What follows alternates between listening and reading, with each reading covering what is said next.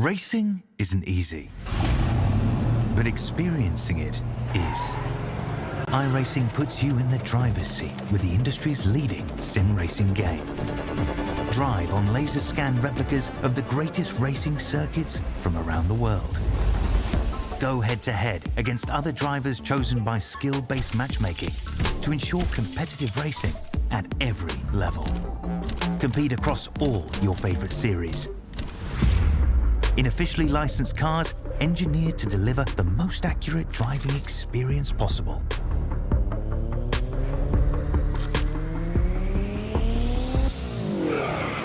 Join a race or host your own with players from across the globe.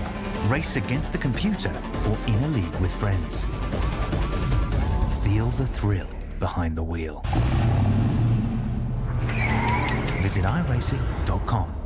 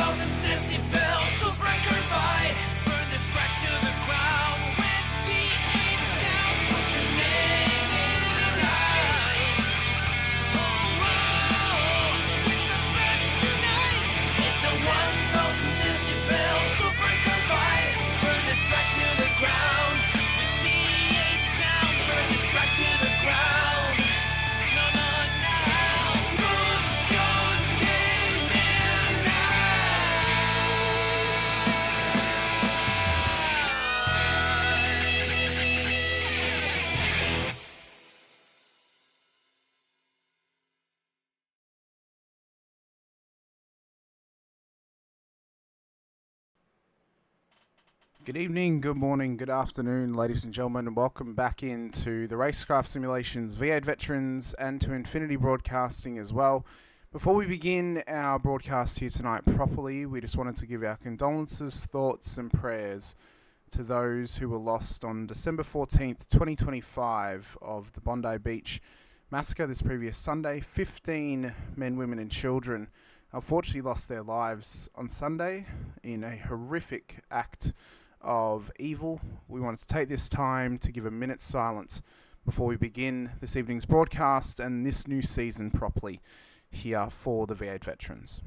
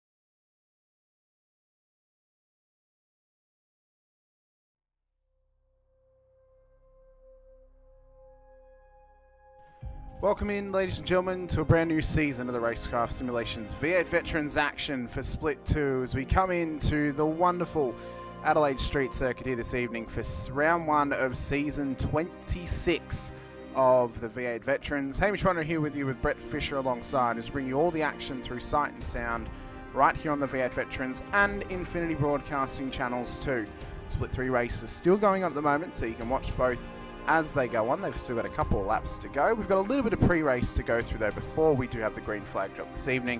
So the race will not start until after the Split 3 race has finalised once again. But Brett, it's great to be back for another season, the week prior to Christmas. And I mean, what a time. What a time for us to everything's go going racing. off. Everything's going off. Everything's going off. Yeah. No, fantastic. You know, new track.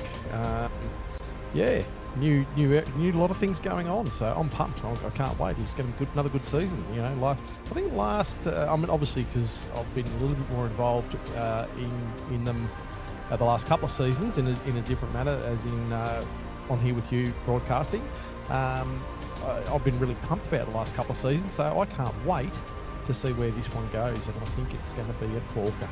It is going to be an absolute cracker this season. I'm super excited for it. We've got some new names into the split and some old favourites returning as well. Some only after a season, others after many seasons, and a few who've got hundreds of race starts under their belt have never been in Split 2 since the locked-in splits began back in Season 11. More of that to come though throughout the night, and of course more to talk about throughout the season as well. We come into tonight after a record-breaking season in Season 25, of course. If you did miss it, Mr. Matthew Scholes became the second ever two-time Split 2 champion here in the Racekraft Simulations V8 Veterans, joining Rick Sibra in the history books as the only drivers to ever do it. We come into this season with 3 possible drivers who could possibly do the same. It'd be the first time we'd ever get a two-time champion 2 seasons in a row. 3 drivers in question: Todd Duggan, Halil Cesar, and Steve Grumley are those drivers that can do it. Let's have a quick look at this season's schedule and talk you through it along the way. 10 rounds across what will be 12 weeks, because we'll have a little break in between round 1 and round 2 due to Christmas and New Year's. We start tonight, of course, Adelaide Street Circuit, 250k, 78 laps will be the distance this evening. We'll return at the beginning of 2026 for round 2 out at Shell v Power Motorsports Park at the Bend for 200 kilometres, 41 laps. Last time we were there was 2 seasons ago in season 24, where we had a endurance round at that stage. Watkins Glen for round 3, we're running an updated Cup Circuit variant for 150k's, 39 laps for this season. Catalunya returns to the calendar as well, this time running the old Grand Prix layout for 200 kilometres, 43 laps in round 4. Canadian Tire Motorsport Park returns as well for round 5. 250k, 64 laps. That's going to be a tough slog around Mosport this season, Brett, because it's a short lap. It's a tough lap, tough to get overtakes done as well. Mosport's probably going to be a big test, especially at the halfway point of the season. We see the return of the Silverstone Historic Circuit as well for round 6 as we go back in time once again. 200k's, 40 laps for that one. Round 7 out at Sebring will be our endurance round this season. 300k's for 50 laps. Down in Florida. We then head over to Suzuka. It's been a little while since we've been out to Suzuka here in the Vets. Round 8, 200k's, 35 laps as well. Round 9, we see the Miami GP circuit make its debut into the series. 150k's for 28 laps as well. And then we end it all in the finale round out at Circuit Gilles Villeneuve for 200 kilometres of 46 laps as well. I believe too, if I quickly just check the calendar correctly so I can announce properly, yes it is. Round 4 out at Catalunya will also be the Bin the Blade for Balin Foundation round as well. So that's all to look forward to this season. With so much more racing to come, but it's exciting stuff, Brett. Adelaide debuts for the first time tonight, and we get to experience it in all of its South Australian wonder. Yeah, we get to experience all the walls. All the walls. All the concrete. All the concrete. All of turn 8. Ripple strips. All of turn 9. Yeah. All the staircase. All of the tyre barrier at turn 1. Yeah. Which if you caught the Pro Series action on Wednesday, you saw a bit of synergy Simsports crashing with Jordan Ross his teammate, I think it might have been Brady Baldwin, hit the tyre, rolled his car in the Pro Series. That was huge. One of the biggest crashes I've seen in Gen 3 machinery as well. Let's have a quick look, though, at tonight's racing circuits as well, for you lovely people out there to check out how the circuit looks as we continue on forward into tonight's event. Once again, for the first time, we scroll in and scroll down to Adelaide. We're a couple of hours away from Tailem Bend, where we find, of course, Shelby Power Motorsports Park, where we'll be for round 2 in a couple of weeks' time. And then we trickle our way on in to the central business district of the Adelaide CBD as well. That was nearly a bad muck-up there. That's okay, it was nearly a bad muck-up. Of course, it was originally opened back in 1985. This layout, though, has been used ever since 1999, and it is in its 26th year, ironically, starting season 26, a week before 2026. It's amazing how things can work out in terms of statistics. It all starts on the main straight, though, as we head up towards the centre chicane at turn 1 and 2. It's a tough first area of the circuit. There was some changes in the week on the curb strike at turn 2, which was giving very, very bad slowdowns. They've kind of tightened it up a little bit, so you can take a little bit more of the curb now as you run through there. Very dangerous spot. Who can forget Jason Bright's massive incident through there many years ago in the supercars? It's a fast-paced section, Brett, and it's an early section where we could see some safety car dramas beginning. Oh, definitely going to see some action in turn 1 and 2. I'll tell you that right now. It took me a few laps to sort of just get that right, and I was very welcoming of the adjustment they did make to the track limits there, because I think they just got it right. I think it helped it out quite a fair bit, didn't it? You couldn't quite strike it as hard as what you previously could, or what you could in real life, so they've changed up a little bit now. We then run down through turn 3 up onto Wakefield Road. We'll often see if a driver makes a mistake at the 1-2 chicane, the aftermath of it will end up at turn 3. We can very easily see that happening tonight. We can see a car park on Wakefield Road tonight as well. You've got no problems finding parking in the Adelaide CBD. You can park on Wakefield Road. We then run up towards the beginning of the staircase section at turn 4. If you recall back to this season's real-life Adelaide Grand Final, this was the notable corner where Ryan Wood and Brock Feeney made contact. Some would argue it cost Brock the championship. I would argue it didn't. He had a misfiring engine. I think he still would have lost the title anyway, regardless of the contact. And I think, look, just to chime in here with this, I think Brock Feeney should have been a bit smarter about that. And I agree.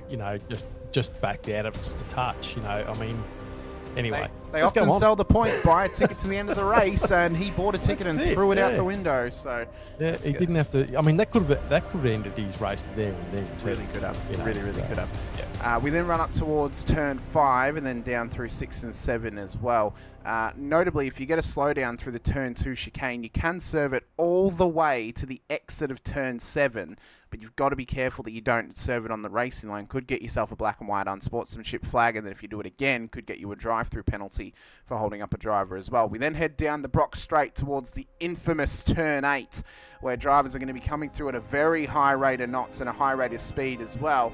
Got to be careful the outside wall. There's been many an incident through turn 8 over the years, and it'll be one that will give struggle to these drivers here this evening. Then it's down the Brabham Straight towards turn 9. Again, it's going to be a hot spot for incidents. It's regularly a double roundabout tonight. It could be a double or triple car park as well. We then run through turn 10, out through 11, and out of what could be classified as the City Park section of Adelaide, and into the opening of the start-finish section, down through 12 and 13. Got to be careful of taking too much grass on the outside of the circuit off the exit of 13. Get yourself real loose, get yourself off the road. Got to be careful on pit entry as well. Kind of almost have to hug the apex as you're coming through. Drivers have got to be prepared for drivers to come through pit lane as well. Then it's down to the heavy brake turn at turn 14. Maximise exit, get yourself onto the main straight. You'll be good as gold. One talking point as well tonight is the pit exit. It comes out right on the racing line on the entry to turn 1. So oncoming drivers are going to have to be careful of cars coming out of pit lane. And drivers coming out of pit lane are going to have to be careful of the oncoming traffic too, because there could be some big incidents if they are not prepared for what is to come here this evening.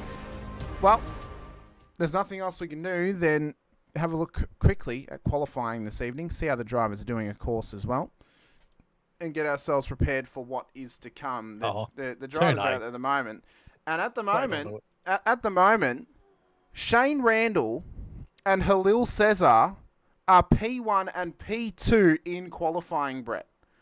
Wow. This would be huge for that team if they were to hold on to a top 2 position, or P1, 2, and have a front row lockout for the first time in its team's history here in Split 2. That would be massive for those two guys.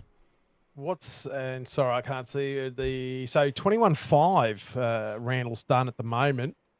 So where would that put him on the Split 1? It'd be interesting to see whether that put him on the Split 1 grid.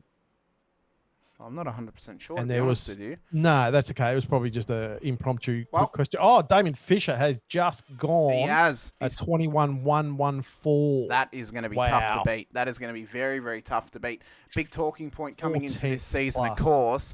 Team change for Damon Fisher, going to 266 Sim Racing. Now, the thing that this is interesting is 266, of course, was born out of Phil Manuel, who's just joined Split 2, and Joel Osterval as well. Former Team AJR drivers coming together, making their own team last season.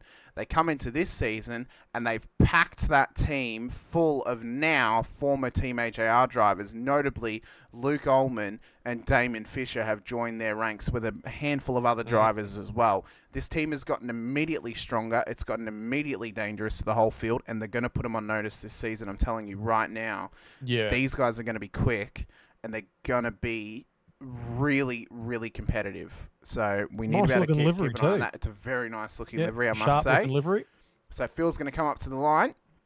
We'll see what he can do in his final attempt here in qualifying. He goes P2, so it's currently a 1-2 start for 266. Halil Cesar 3, so he can't stop it. Does Randall stop it? The teammate, he goes P2 at his home circuit to the top end of town. Yeah. Well then. Yeah, well, he improved by 4/10 then, so that was a good pickup. Kiddis into P5 as well. Damien Fisher went even faster, so he was right on the cusp of a 20. So he did a 21.024, so he was flying. So we've got a heap of teams we can talk about this season, of course, and tonight, Brett, as well. But right now, it's the 266 and Infinity Motorsports show in qualifying. Front 2 rows are locked out by those teams. Alex Kiddis, the man who started last season with multiple pole positions, could not go better than P5 in qualifying. He'll always be one to watch this season. Yeah, well, he's remembering Alex didn't have the run of momentum towards the end of last season. He started the season off really, really well, but halfway through he kind of lost the momentum a little bit. This will be a season to rebuild, regroup, and have another attack at it as well. So it'll be interesting to see what he can do. Definitely interesting. Reese DeGoey rejoins the Split 2 field, did similarly to what Halil Cesar did. Went up to Split 1 in season 24, has come back. Oh, sorry, in season 25, has come back in season 26 to Split 2. Bruce Tannick, of course, he'll be someone to watch this season as well, but he hasn't qualified the best P22 at the moment, as qualifying is about to come to an end. Surprising for Bruce Tannick to be so far down there, actually. I would have expected him to be further up. He must have just struggled a little bit in practice there. In qualifying. Well, we're going to be in for a hotly contested race as we head towards the warm-up session for these drivers. But luckily for us, we can swiftly skip the warm-up session and we can get straight into the racing action, because I do believe the Split 3 race may be completed now. Let me just double-check. No, they've got a couple laps to go, so we'll run the warm-up session, and we'll do a little bit of preamp for the season, Brett. Yeah, we'll do a bit of waffling. just a little bit of waffling. I have just realised I didn't have the cars turned on, so now I've turned them on. That's great. So we can get a little bit of waffling in there as well. Todd Duggan's just trying to finish up his qualifying at the moment, so yeah, we'll watch Todd. Watch Todd complete his lap in a very Austin Cindric looking livery for that car, must be said. So perhaps they've taken inspiration from the American who wildcarded out at Adelaide. Maybe they just saw it and thought, oh, we like that. So, Brett, it'll be interesting. Sorry, Gavin. I was going to say, I have to ask you personally, because of course you're involved in this battle for this particular trophy, which some would argue is more important than the championship. I wouldn't, but you may. The Battle of the Bretts. How's that going to go this season with yourself, Brett Horsell, and Brett Taylor? Well, we had a few last season. We had a few times where we were on track together. So and Brett Horsell took it out last season, so he was right up there. and yeah, we'll see how it all unfolds. You know, like it's definitely. I mean, you know, it's just one of those things you can't preempt who's going to be better, the better of the Bretts, but time will tell. At the end of the season, we'll know. We will indeed. We'll know who's the champion, and we'll know who's the champion in the Battle of the Bretts too. Of the Bretts, yeah. We'll keep an eye on that. Scott Weston's just pulled up and given up on his final attempt there here in qualifying. So warm-up session is just about to come, 5 minutes for that, and then we'll be getting into the racing action here this evening. So racing action is only roughly 8 minutes away. We're just giving a little bit of time for the Split 3 race to end this evening, so you guys can catch the end of that one. You come straight over, watch the beginning of this race, and fill your night with wonderful V8 Veterans action. There's multiple drivers that have come into Split 2 this season, including some old favourites, including some drivers who've come up, who've returned, and who are debuting this season as well. There's a couple of names I want to throw out there prior to who we get into who's been promoted this season and who's rookies and who's returning. The two names I want to throw out there is Scott McCune and Stuart Hall. Two drivers who have got over 150 race starts. In fact, Scott McCune's on 228 race starts. Stuart Hall's on 160. Since season 11, which was the first season that we had locked-in splits, Brett, right, where we pre-qualified at the start of the season and then your split was locked in, neither of them have ever been in Split 2. Yeah, right. They've only ever been in Split 1. For 25 oh, no, not 25, that's my maths way off there. For 15 seasons, they were in Split 1. And now 15 seasons later, and they're now in Split 2 for the very first time.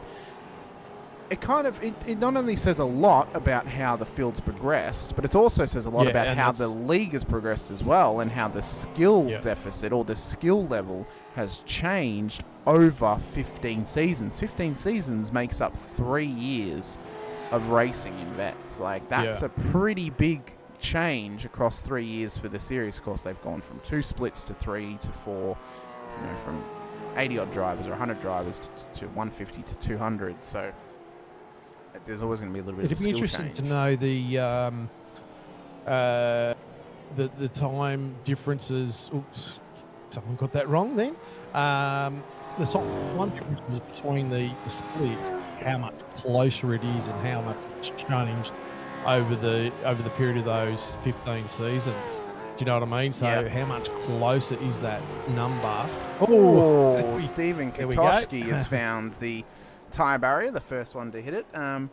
It's not only those drivers that have come down. Of course, Reese DeGoey came down. We mentioned him. Halil Says has come down as well. The season 24 champion returns into no slouches. Too. No slouches. Very, very talented drivers.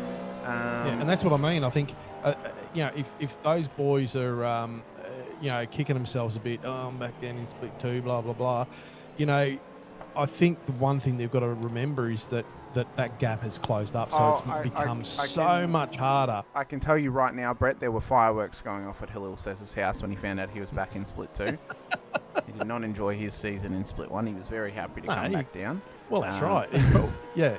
Well, and the thing, I guess the thing is that you'd think that you know, back in Split 2, I know I'm going to be in the top part of that split.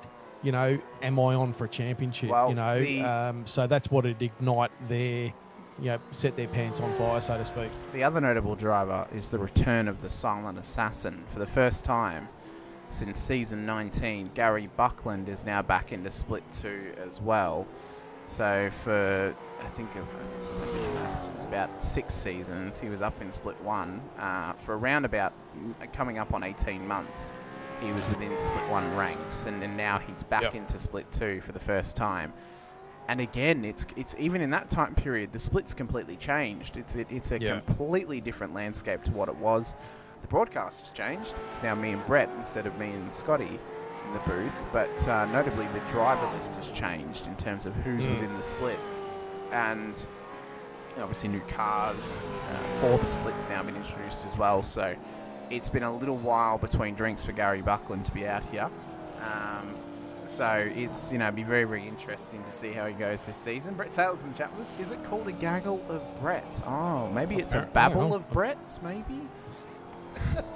Who knows? We'll have to ask ChatGTP. how do you class Maybe. a menagerie of Bretts? That's exactly how you pronounce it, a menagerie of Bretts. You've just done it. You don't even need ChatGPT. Maybe. Or Google Gemini for that matter. So, yeah. The other thing I was thinking too, like in the case of Gary Buckland and some of the other drivers that have come back down to Split 2, is that, what transpired in their previous season, wasn't able to attend a number of rounds. Do you know what I mean? So, like if they haven't been able to attend a few rounds, their pace is probably still, you know what I mean? Split 1 pace, but it was just unfortunate they dropped because of their attendance, So there's all those other things to think about as well. So Roy Clark's claiming it's a murder of Brett's, apparently.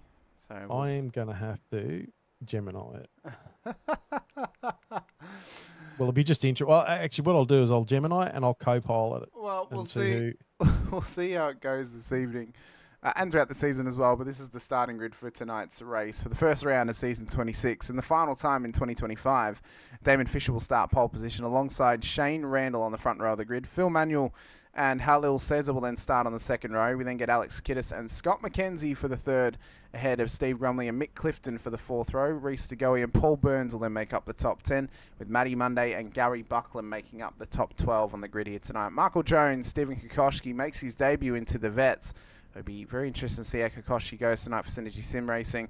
Yeah, they'll start ahead of Ron Allen and Joel Oosterval for the top 16 cars. Matty Parker, James Boardman then start in the top 18 with Chris Blanchard and Rick Viger for the top 20. Simon Hedishi, Bruce Tannock will start ahead of Brett Horsell and Craig Friend for the top 24, with Andrew Galley and Brett Fisher starting ahead of the returning Scotty Van Loon and Todd Duggan for the top 28 cars. Pete Baxter and Ben Brook will then start ahead of Scott Weston and Andrew Hoffman, with Roy Clark, Matt Stoyles ahead of Derek Lovegrove. Team changing him over to GSD Racing ahead of Brett Taylor for the top 36 cars. We then look back to Russell Uren, starting alongside Jeremy Bush, with our race controllers here this evening, Brett O'Brien, Todd Martin and Lucas Burt.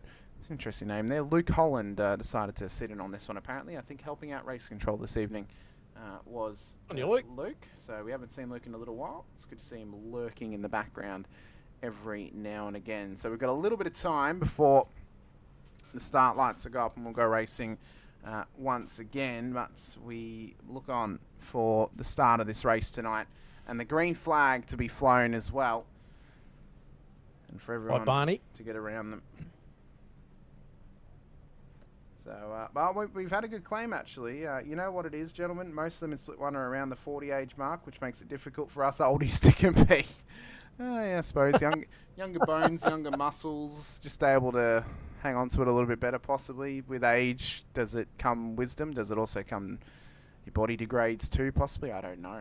I'm not quite there yet, but well, your body definitely degrades as you get older. I'll tell you that right now. Yeah, you get a DLC every year of a new part of your body will hurt for the rest of your life. What do you mean every year?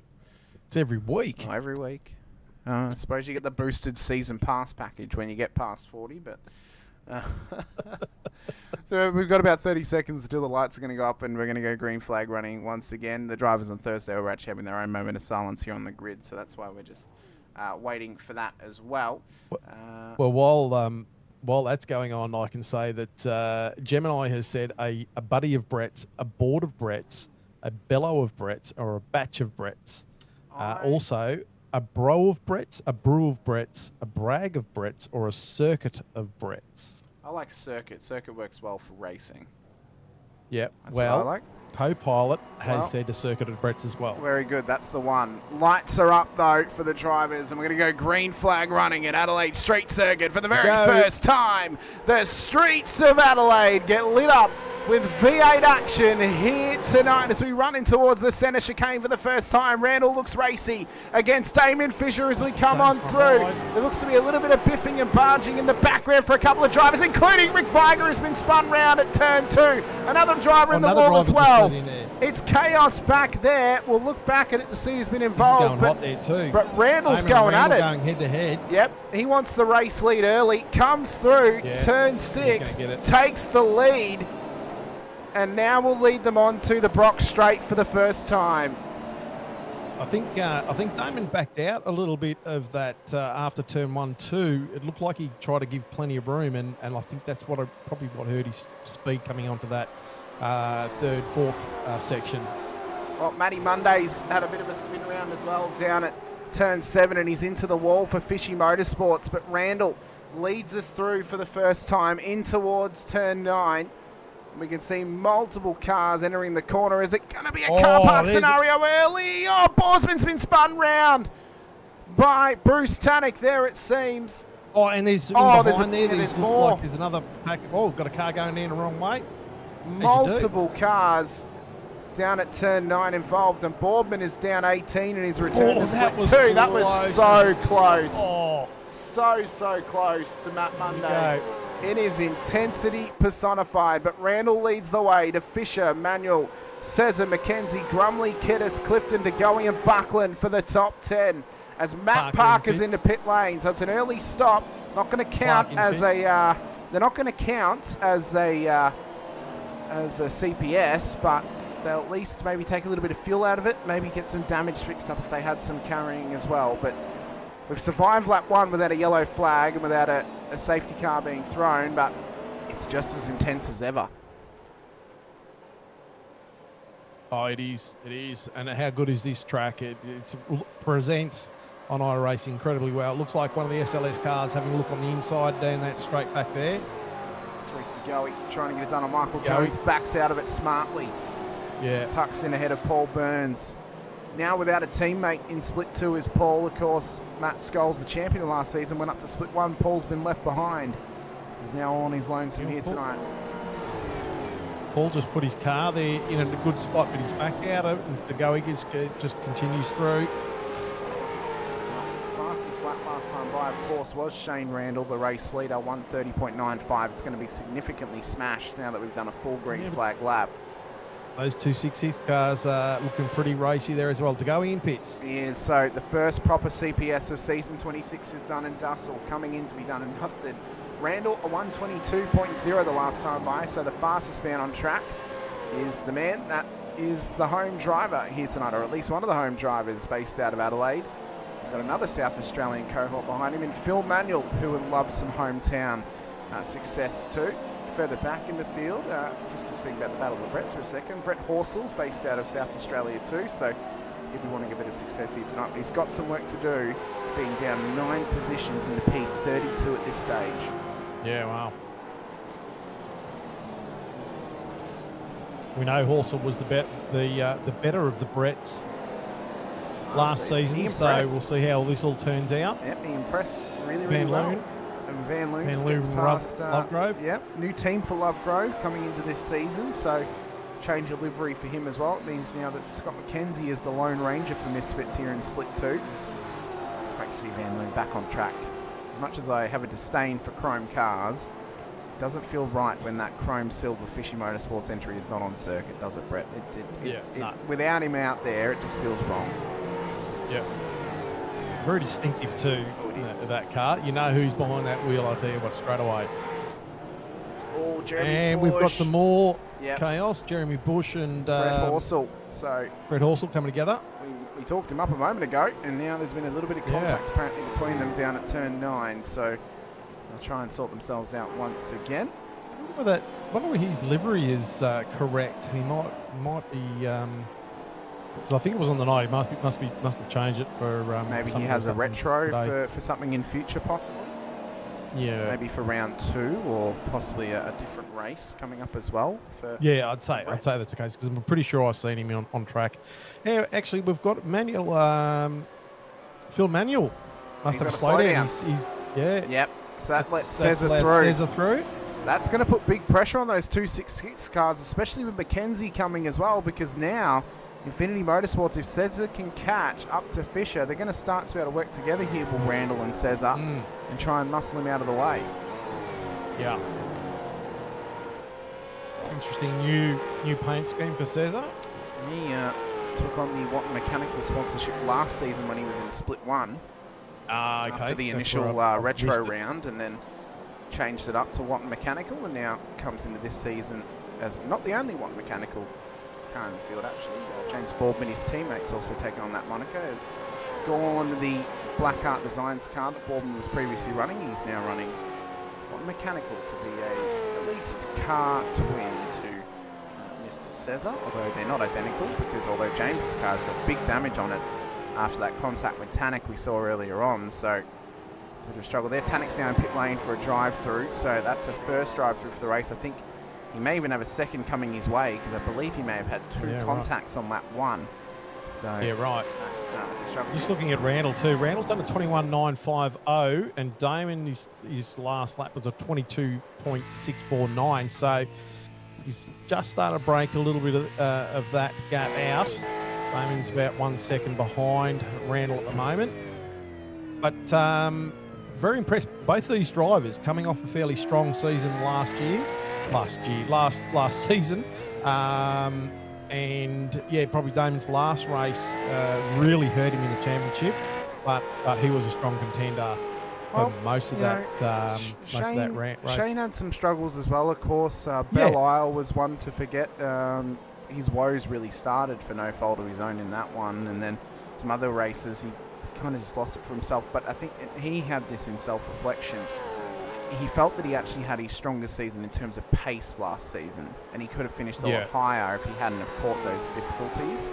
So I think this season he could be one to watch. He will have a limited season in there. He won't get every round in. Damon closed. He did. Huge amount of gap there. Oh, he did. Closed right up on him. Damon closed about a second in only 2 corners. I wonder whether Randall got a slowdown. I don't know if he had a slowdown or if maybe he was just trying to reset himself a little bit. Maybe got a little bit actually, through 1 and 2. Well, he did. He did actually look like he took more. The car didn't go as straight as what it looked previous laps. It looked like he swung a bit. So maybe he just didn't get a good exit and had to back out of it early. But yeah. Well, we come round 8 once again. We've got some tightening battles happening. The returning Gary Buckland battles away with Mick Clifton and Michael Jones here through turn 8. New livery on the XSR machine of Clifton. He's now the sole runner for this team in Split 2 this season. Don't mind it, actually. It looks the goods. New liveries off for Old Mate Sons as well. Good. Yeah. As well for Michael Jones. Really in this series, he's a privateer. So Michael will be hoping this season he can do a little bit better. I had a conversation with him post-season last season. The one thing he knows he needs to improve upon is his strategy work. That's probably the one thing that's holding him back. So he'll be hoping to fix that up this season. Could get himself a result out of it if he can fix himself up as well. Further back, of course, Simon Heddersheet just chasing down Craig Friend at the moment. Yep. You got yourself and your teammate, Brett, in Andrew Galley, working together here on the back of Heddersheet. Yeah. And I'll tell you what, Andrew Galley, new to this split, come up from Split 3, and I'll tell you now, he is definitely one to watch. Definitely the boy's got some pace, and keep an eye out for him.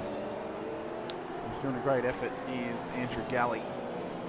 Just tucked to him here behind yourself, Brett, at the moment, as you guys battle with Heddersheet and Friend as well. Van Loon and Tatnick in pit lane, and I believe Tatnick's in for his second drive-through, so that's going to put him way down the order. That'll hurt him on the license point scenario as well. Yeah. As Matt Monday has just had a half spin, up at, I think that was turn 4. He's gotten going again, but it is struggle street tonight in Adelaide for Matty Monday and Fishy Motorsports. I suppose the good news for him is he does finally have a teammate in the split once again with Van Loon back. We'll see if those guys can work together this season. I think Matty had a very strong run a couple of times last season. Looked good around about the midpoint of the championship. Could be on for a good result this season. It is struggling. That's got some damage on it. Yeah. Yeah. I'd say he's got a wheel, must be pointing in the nether regions. Yeah. Roy Clark as well. His car's looking worse for wear. Looks like it's been driven by Roy Clark, so that adds up. Welcome back to Split 2, Roy. Roy's new to Split 2 again. Has he been up here before? He's been in Split 2 before. It's been a little while since he's been in Split 2, so welcome back to Roy Clark once again. Good old Crash Clark return. Stephen Kokoschke at the moment, the debutant. We've got 2 debutants this season. He's the only one who raced at Adelaide, though, out of the 2 of them. He's up 6 positions at the moment for Synergy Sim Racing, and he's got it himself a slowdown, so he's had to let Mick Clifton past as they come down Brock Straight through turn 8 and on towards Brabham Straight as well. Stephen, I mean, he's got some wicked pace in this car. He's going to be one to watch. Thank you so much for watching us all the way from Ukraine once again. Hopefully we'll see you in the new year watching along with us once again for round 2 out at the Bend. But thank you so much for joining us in the chat. And big thank you to everyone who's been in the chat tonight as well. And if you are watching and you haven't gotten into the chat, be sure to get out there, get chatting with us, and watch along with us too. We've got so many more laps to come. We've still got 70 laps to go of Adelaide tonight. So many more kilometres still to run, so it's great to have you all out there with us. Steve Grumley's out there with us. You were out there getting the punters fired up before, Brett. Maximiliano's out there with us too. Reese Goey's out there. The 46 was out there with us as well. Damon Fisher's out there with us. Phil Manuel's out there. Michelle Grumley in the chat with us. Great to have you, Michelle. Sheer Genius is with us too. Brett Taylor, I mentioned before. Roy Clark. Gravy Taskin's watching over on the Infinity Broadcasting Channel too. Jimmy's in the chat with us as well tonight as well as Brett Horsell. So thank you guys so much, as well as Luke Ullman. Thank you to everyone who's watching along with us here for the split 2 action out at Adelaide. Just watching this section through the staircase, wasn't the section of track through there a massive hit in the concentration? Like it was really, really good, and you really had to concentrate. You got a couple of seconds breath as you came down, prepared yourself for turn 8, and then a couple of seconds there before you prepared yourself for turn 9, and then got back amongst it all again. But the track had some very, very lively moments all the way throughout the circuit. Looks like Randall's managed to break the toe on Damon's car. He's about 3.3 seconds out. Yeah. So Randall, has he found his track? Of course, he grew up in Adelaide, comes from Adelaide. Is this the time? He's yet to get a race win in the Vets.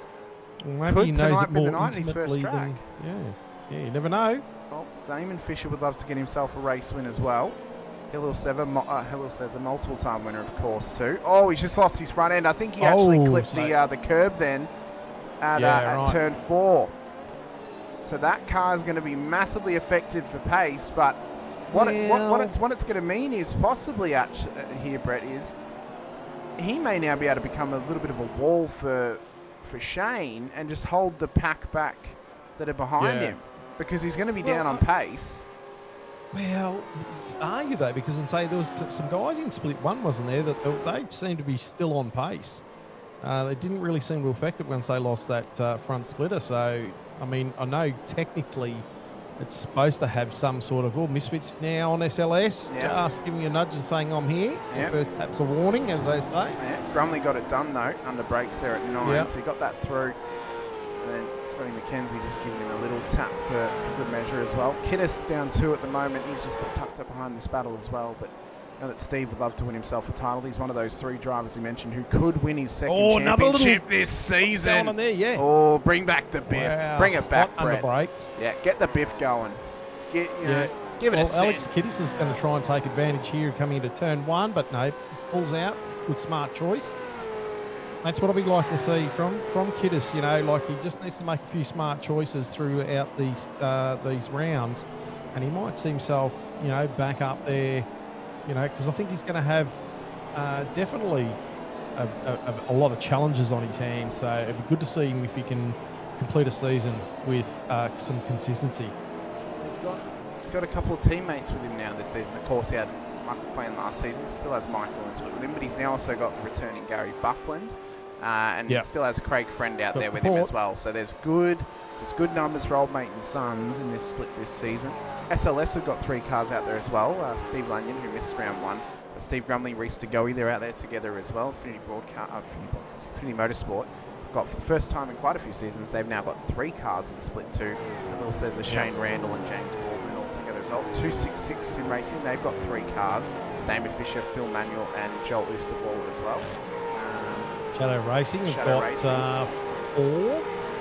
So Sean Cullen, unfortunately, he couldn't make it. His PC had a shit bed, and it was in the store getting fixed. Fossil, Pete Latham, he's become a counsellor now in the West WA area, and so some of that time is taken up by counselling. and I don't mean a counsellor as in like, you know, oh, what are you feeling? I mean a counsellor as in councilman, yeah. Yes. And obviously myself and Andrew Galley on track here at Adelaide. So, you know, yeah, I mean, there's a lot of numbers in teams that could sort of affect the way it's all been played too, isn't it? Well, perhaps big for this team here, Nova Simsports, the first time since Paul Hayes was in Vets, and actually ironically Manny Parker's empty lane, but the first time since Paul Hayes was in Vets, there's now 3 Nova Simsports cars in Split 2. Todd Duggan, Matt Parker and Stewie Hall all together in Split 2 this season. EWT Racing, of course, they've got big numbers. Brett Taylor, Matt Stoyles, Scott Weston all together. Fishy Motorsports got 2 drivers, and Scotty Van Loon and Matt Monday. Angry Birds Racing's got Rick Viger and Chad Viger as well this season too. I don't believe Nick Hassler is still in Split 2. They were very hot last year, the Vigers. They were. They very well were. WKMP as well with Chris Blanchard and Russell Uren too. So that's just a couple of teams for you. Majority of the teams really. They've got multiple drivers in here. Same with M1 Racing. They've got a couple out there as well. But it's heating up, and it's heating up the front because Halil says is starting to get pressured here by Phil Manuel with that lack of pace of no front end on that one mechanical car. It is. Oh, here we go. Can he get this done? This is going to get tight. Says they're not really relinquishing just yet, giving a nice fair amount of room there. When he wants to block. Says they're tucking in, but look who Grumley's going to poke his nose in now. Yep, that was lucky they didn't come together. And McKenzie. Yep. McKenzie's there too, so this is all starting to bunch up, and we can see obviously... This here is giving his teammate, the race leader, a hell of an advantage because there's now 8 seconds back to Phil Manuel in P3, and then even more time to the cars that are behind Halil. So this is helping out his teammate and race leader immensely here tonight. But you have a look at Damon's closed that gap back up. He was over plus 3 seconds. It's back to 1.5 so seconds. Grumley still trying to battle here with Cesar. They're going at it. 2 former champions, 2 of the 3 possible 2-time champions that could come out of this season. And they're going hard at it up the front end of town. And of course, they are only 2 of 5. Sorry, no, they're not. Of course, Steve was the last Gen 2 champion. And Halil is one of 4 Gen 3 champions in Split 2 as well. So Steve could make history by becoming the 3rd 2-time champion and 3rd person to win it in Gen 2 and Gen 3 machinery. Halil could make history by becoming the 3rd 2-time champion and being the 1st to win 2 in the Gen 3 car. So there's a bit of history on the line for them. So this battle pack we're currently with the moment goes all the way from Cesar, so position 4 right up to, and I'll call Joseph. Is it Joseph Osterwald? Joel Osterwald. Joel Osterwald. Sorry, pardon my pronunciation. It's normally crap, but that goes all the way back to Blanchard really, and it looks like Burns, Jones, Buckland. There's a bit of a swapping around there. Yeah. Big dive bombs coming down at 9. Blanchard's trying to get the job done on Buckland. Oh, too easy, too much on the right foot. Of course, we can't forget what Buckland's all about, Brett. I mean, I know it's been a couple of seasons since he's been here, and there's a lot of new viewers who are joining us possibly since Gary's been in Split 2.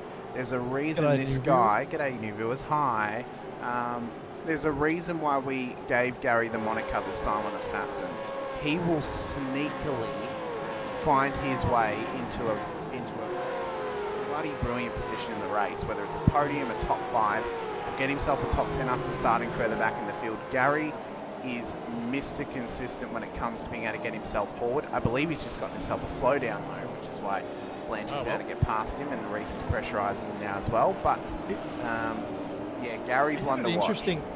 Yeah, well, isn't it interesting? I before we got on air tonight, I actually threw the list of drivers and their teams, their numbers, and lots of stuff into Copilot, and to come up with so Old Mate and Sons, the collective in Brisbane, Central Coast, and Adelaide.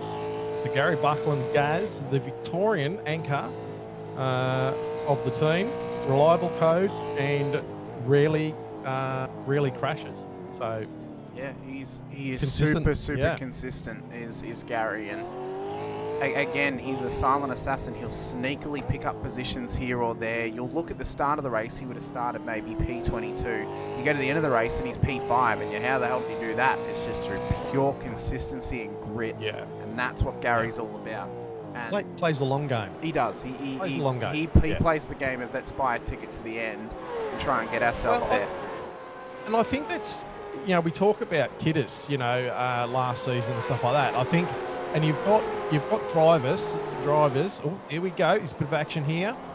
Koshki wants He's the outside. Geez, that's an outside move, but if he holds it there, he's on the inside here, he's and he's got got that move done. He's got some balls, doesn't he, to Stephen That is a Kokoschki. good move. Outside at 3, gets And the here we job go. done. Here comes Clifton having a McClifton look as as well well. on Kiddis. And look at Burns. He wants to make it a little 3-for-1 Yeah, special. Wow, I wonder whether. Oh, Kiddis clipped the wall at turn 7. Yeah. And that car's got wonder whether damage. I wonder whether Kiddis had a slowdown.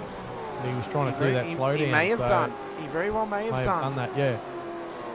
What I was saying before is that you've got the likes of Gary Buckland, consistent, and things like that. And I wonder whether, Kiddis had pace all last season, but unfortunately got himself in a few tangles and things like that towards the latter part of the season. So, that's the difference in the driving, the consistency, making sure you're sort of having a good all-round season, or are you there just to win a race, You've got to be in it to win it, and you've got to try and keep yourself, consistency has often been the key in winning a championship here in Split 2. It's the name of the game. The most consistent driver often is the one that comes away with the championship. And the chocolates, and it's clipping the tyre barrier for Cesar. Yeah. This car is hurting. And if you bin it, you don't win it. Oh, here we go. This is good. Nearly 3 wide now. I reckon that tyre on the left-hand side there, yeah, that's definitely pointing onto the nether regions. Yep. If you have a look at that left-hand front, that is definitely heading in the wrong direction. Oh, yeah, it's not looking good. Maybe fighting that car about now. 17 laps of 78. No steering damage we can currently see. So it looks okay. Is he a little right down? Yeah, I don't know. No, he looks pretty straight. No, it does look pretty straight. Yeah, it might have been just the way it looked through the staircase, but it looked, There is at least one right turn in the staircase. So that might be why. But ooh, has he got someone up on his inside yeah, there? it's Yeah, he Kokoschki. does. Yeah. Stephen I'm just going Kokoschki, to call one him. watch. I'm just going to call him Steve. Steve. and the other one was Joel, wasn't it? Yeah, Joel was involved. As I Roy just Clark don't want to has murder their found names. himself in the runoff zone down at turn 4. Oh, So that's not helpful Mackenzie for pit him. lane. Yep, Kokoschki's in as Kokoschki well. Pit lane. Here we go. Oh, I've got it right. There you go, Brett. There you go. Yeah, got it right. So we're at lap 18 of 78. Shane Randall leads the way to Damon Fisher and Phil Manuel. And there you see Bruce Tannick in the lapped way, yeah. traffic. Not in the way, Bruce but Tannick. yeah, lap traffic. Because of the 2 drive-throughs tonight already. He'll need a safety car to get back into this one. There we go. He's let Damon go through, so he's obviously adhered to the blue flags. He doesn't want to let Matt go because Matt's for position, so there's still a bit of time though between Randall and Manuel. That gap's down to about 7 seconds, so Phil has gained a second on them. There's a couple of cars in pit road. Yep. Kokoschki, Buckland, and Blanchard just got himself a slowdown, so he lets Buckland go. Tucks in right in front of Reese DeGoey, but there'll be a little bit of pressure towards turn 9 as we head down towards the braking zone. And there you see Hoffman in pits. Yep, Hoffy's in. The only SCR car in Split 2 this season with Mr. Caparonis playing the game of come down and go back up again.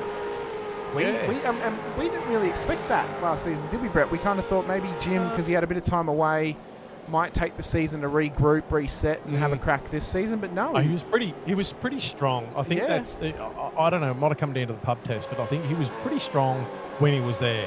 So it'll be interesting to see how he goes in Split 1 this time around. Paul Burns in pit. So Paul's now in. Kiddis Kiddis under pressure. Michael Jones having a bit of a look.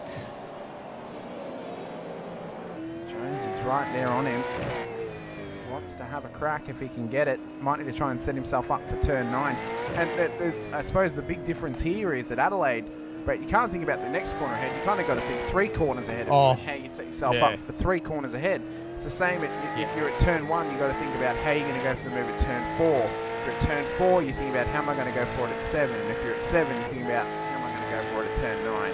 So that's kind of the big balancing act that they're having to play here this evening. I think the thing that I had problems with is throttle application. I think I was too heavy on the throttle application, just getting a little tiny bit of wheel spin all the time. So that's probably something I've got to, concentrate on. I think that's where I'm losing a bit of time. Running it up through turn 11 now they come, and Kiddis is doing well here just to hold off Michael Jones. Yeah. Both of them very impressive last season. Both of them had come up from split 3 previously. Again, though, Kiddis just had some struggles at the halfway point to the end of the season. So hopefully throughout the break he's had a little bit of resetting. I think having Gary Buckland in with him will help him a lot this season, especially if they're sharing a Discord room together. Because Gary's going to be able to keep his mind in the zone of let's just be consistent and let's just take our time. I think that's that little crucial. Bit of. It doesn't have to be coaching as per se, but it can be just a little bit of mind coaching. Just settle. It's all right. Keeping him centred and ready to push there we go. A little bit step sideways. Oh, and here comes Jones. He's going to open up a Jones. Oh my God! How tight do you want to make it? That was really good there. Very good awareness from both drivers there. Plenty of room given, and that's Jones through. And we've got an incident in the background there. Yeah, that was Blanchard who's gone round. So Blanchard is around at turn 7. This is tricky. It is indeed. This battle's still on. I think Blanchard's gotten... Oh, he's had to pull it into the escape road, actually. He's tried to flick it, and he just probably looks like he's gone straight ahead there. That's unfortunate. Nice on camera angle. That'll be a little bit disheartening for him as he gets it going again. Oh. There you see the traffic that's coming. He's got to wait for all of them to come through. So that's a real struggle. I've also just been watching the times between Randall and Damon. And I'll tell you what, Damon's on fire again. He seems, I don't know what's going on, but he seems to seesawing back and forward, whether he's just taking little stabs at it. But the last time around for Randall was a 22.792. Damon did a 22.350. So, definitely, and he's closed that gap back up to about 8/10, 7/10. So it was blown out to about nearly 1.5 seconds. So he's got some stuff in reserve there, I think, Damon. So this is not over. Yeah. A couple of things to mention just quickly as well, just as we're approaching it. Some things to remember tonight too. The fuel strategy for tonight, critical lap, depending on your fuel usage, can range from lap 29 all the way out to lap 33. So depending on the driver's fuel usage tonight, that's going to be important, just because we're within pit stop period at the moment. Some drivers have come in already. Just going to the shadow realm for a second. Not unusual. No, we're used to him talking with... Header shooting Blanchard in pits. Yeah. We're used to him talking to the drivers on the other side of the realm every now and again, but... Stranger things. Yeah, hopefully he doesn't end up in the upside down tonight. Hopefully he's on the in straight the upside and narrow. Down, I think he's always in the upside down, I think. Mick Clifton as well, just continuing now to put some pressure on Halil Cesar, who's holding him back at the moment. In a bit of a cork in the bottle. Again, it's only helping his teammate at the front of the field. And you make the best out of the scenario you've got. He doesn't want to come in too early, but he's going to help his teammate in the process. And it's good team play. Any other team would do it if they could. So it'll be interesting to see how Jones goes on the back here of Clifton, because if he feels he's being held up, he might try and sneak down the inside of Clifton. Here he comes. Oh, it's like you've spoken into existence, Brett. It's the opposite of a commentator's curse. Are you becoming the Oracle now?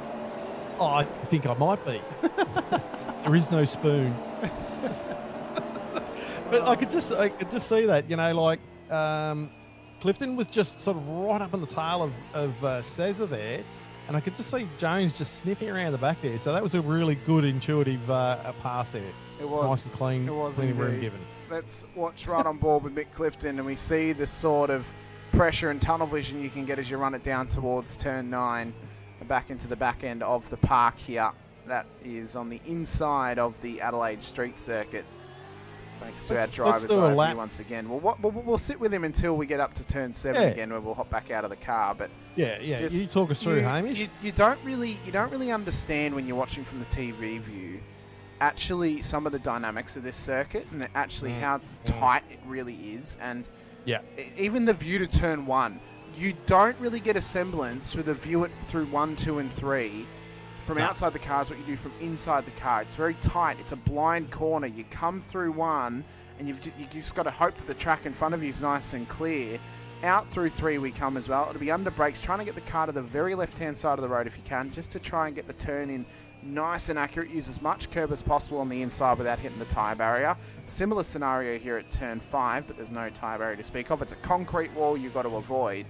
And then up through turn 6, and you just see that he had a little bit. There's a little bit of play there in the wheel. He didn't quite get the turn in that he would have hoped for. No, and overworked it. Yeah, he just went a little bit hard there, and the car didn't turn, so he had a lot of lock on. And as you can see, you can see Jones just pulling away a little bit there. Obviously, didn't get the best exit there. What a cracking turn, that turn 8. Oh, yeah. I'll tell you now, every time we go through, they go, I survived it again.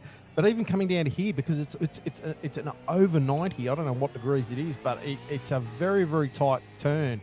It takes you a little bit to get used to. May even be over 100.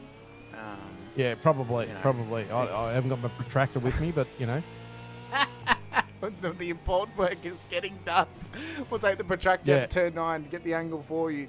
Yeah. Yeah, I mean, it's a tough lap. It's a tight lap. A lot of drivers have obviously compared this circuit more to Belle Isle than any of the other street circuits in the server as well, which I do agree. I think it is most like Belle Isle. It doesn't have similar characteristics to Long Beach or to Chicago. Sorry, Hamish, let's go up the front because Damon's closing within he's half right a on second now. That last lap Randall did as a 23.715. Damon did a 22.766. So the boy's got the pace. He's definitely going hard. And if you look down the list, you don't get down. Mick Clifton did a 22.9 in 7th spot. 9th, Joe Osterwell did a 22.9. And then you get back down to Craig Friend, which did a 22.4. So definitely one of the fastest in that top 6-7 cars. Randall at the moment with that fastest lap of the race. With a 21.9 at the moment, so he's been somewhat matched by Michael Jones previously. He's been in the grass. Yeah, got to be careful of it. Lap traffic ahead. Yeah. Jeremy Bush, hats off, just hopped out of the way, let them go. Knows that he is not their fight here this evening as well. The last lap times have been getting, well, the pace has been on the side of Damon Fisher, but it's by the barest of margins, only roughly by about a 10th or so. So there is some work in it. I think now his flow is a bit, not restricted, but his flow is going to be a bit up to Randall now as well. So obviously when Damon sort of has that bit of a gap, he's able to flow the car drive it how he likes to. When he's tucked up behind Randall, it looks like he's just a little bit cautious. Obviously he might have a different braking or whatever to Randall. So, but he's definitely got pace, because that time has blown out and come back a number of times throughout this race. Does indeed. Of course, 266 sim racing driver in the 505 Mustang. Damon Fisher currently sits P2 in the standings at the moment, as he is following the race leader Shane Randall, which if Randall continues on this train, actually sitting at the front, he may even lock himself in for some bonus points tonight, Brett, for leading the most laps. He's currently led 25 of 25 laps here this evening. So if he continues on this trend, he could be on for a bonus point alongside his name. He currently has the fast lap of the race. That's another bonus point. I believe he may currently be on a 0x2, so that's more. And obviously, if he wins, he could bag the maximum. Funny shift there from Damon. Yeah. And he lost a lot of distance there too. Teammate Phil Manuel's in. So first of the front runners tonight into pit lane, lap 26 of 78. Osterwell just got past Kiddis. Obviously he's gone in pit lane, that's why. Craig Friend and Gary Buckland now into pit lane too, so the old mate and son so strategy there's a bit of action happening. Yeah. Old mate and son strategy as well at play here as they come into pit lane. Hey, Gary in the chat now. Yeah, welcome in, Gary. Welcome back to Split 2. And to Roy Clark. Oh, here we go. Bit of nose to tail there. They're getting into it. That's James Boardman. Duran, Baxter. Buckland in pits, Friend in pits, Kidderson in pits, Manuel in pits. Bax is 4.5 seconds up the road. It's from Uren backwards. Oh. So Uren Sorry, back my to bad. Boardman to Horsell to Burns. So I these am guys are dyslexic. battling hard. No, it's okay. Buy you some yellow glasses, Brett. It's okay. And can you get me a CNI dog as well? Sure. As we run through turn 1 and 2, so this battle continues on in the mid-pack. Want to give him a little bit of shine here tonight as well. Russell Uren, who didn't get a complete season in last season. We want to see more out of him. He's got a bit of talent about him. It just needs to be able to take the next step. And, Boardman! Oh! Boardman has made a big mistake off That of is turn big. 4. That car's got big damage. Oh, he's got to be careful to rejoin. Oh, That was nearly Wow. an atrocity as he tries to just nurse it back to pit lane. it's so hard when you having a half a decent race, and then you bury the car like that. All you want to do is sort of get going again. But I think the thing is you've got to really make sure that you are rejoining if you're rejoining, or if you're stuck in a precarious position, you've got to make sure that you don't destroy other people's races, and that was very close to being that. It was I've Grove indeed. and Allen in pits. Yep. Steve Rumley's now finally gotten past Matt Parker, who was holding him up with blue flags previously. So he's now been released, but he's 11.7 seconds back on P2 in Damon Fisher, who's right up behind the race leader, Shane Randall. When will they jump into pit lane? Shane's just caught his teammate, Boardman, who had that big damage off that incident on the last lap. So Boardman will come in. Randall continues. Fisher's going to follow. So Yeah, in pit righto. lane. Here we go. This is where things might, depending on how much fuel everyone takes, it might sort of break it all up a bit. There's going to be a bit of strategy involved because it's a longer race tonight. They've got 100% tank capacity. They started with 80 litres, so they're getting out to around about where the fuel can take them at this point. We're only a couple ups away from critical, so if they come in now and then we get a safety car, obviously they'll be able to come in and do a free pit stop and then get to the end. But their problem is you're going to be doing nearly 50 laps on a set of tyres, so that would be the real struggle street you find yourself in if you haven't prepped yourself up well enough. So Randall is now released as the race leader with no one challenging him in behind. Fisher, I think, is he taking a longer stop? I think he is taking a longer stop. It's about 26 It's 26 seconds, seconds, 27, so 30 seconds. So Randall and Grumley are in behind him as well. So both of those guys. He's are taken now a fair bit of coming fuel, 35 seconds. in. Yep, so pit So lane's Grumley heading has up. done a Grumley's 30 out. second. So 40 seconds. There he is. 40 seconds. So he's coming out right behind Damon. Right behind him. I'll tell you now, that would have been an unsafe release. If It would. It would Wow. be. It would That be. was close. That was so close. But Grumley is going to be hungry now to try and get past Damon. In fact, he's going to try and do it immediately down at turn 4. Oh, my Damon's God. saying no. Yeah. Damon's saying no here. Race leader is in Grumley's as gonna have well. crossing the outside. So Shane Randall into pit lane. Oh, Grumley's let him go. Yeah. Well, did he let him go, it or was- did he just go? Oh, maybe. But it was a longer stop for Damon. 40 seconds was the stop. So that's roughly around about 90 odd litres. So he took advantage of the gap that had been created and has taken that extra fuel for free without giving up a podium position. Because the only driver that's ahead of him that wasn't is Phil Manuel at the moment, who took a 29-second stop. So Manuel's now, I think, classified as corrected P2, but he is stuck behind the lap traffic of Parker. So there's the race leader, Shane Randall. Will he exit pit lane in the race lead? Randall's in. Or will he get passed by Phil Manuel as we come So down Randall's towards... got 33 seconds, 33.46 seconds. So Yep. 7 seconds And shy he of comes. Damon. And he's still going to rejoin in the race lead, so he used the gap to his advantage as well and maintains race lead ahead of Phil Manuel. So they continue on at this point in time. Ulstervol's in pit lane with Clifton, Weston, Jones and Taylor as well. And Gary Buckland just gets past. In fact, he's going to come... Oh, he's only just got Ulstervol. Wow. Yeah. That was super tight on the pit exit. Super tight between them. Luke Ullman just asked, was there contact coming out of pits? I think it was. I think they. I I don't know whether they had contact, but I think Grumley actually melded into Damon's car until they got into the fast lane, I think, a little bit. Van Loon up a couple of spots as well.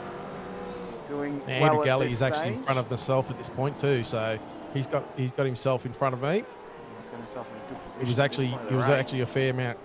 It was actually a fair amount quicker than myself, so So I Blanchard released and him. Boardman are in. Boardman's in again. Oh, and this is why. Jeremy Bush is Yeah. off the road down at turn 9. That car, I don't think's going anywhere.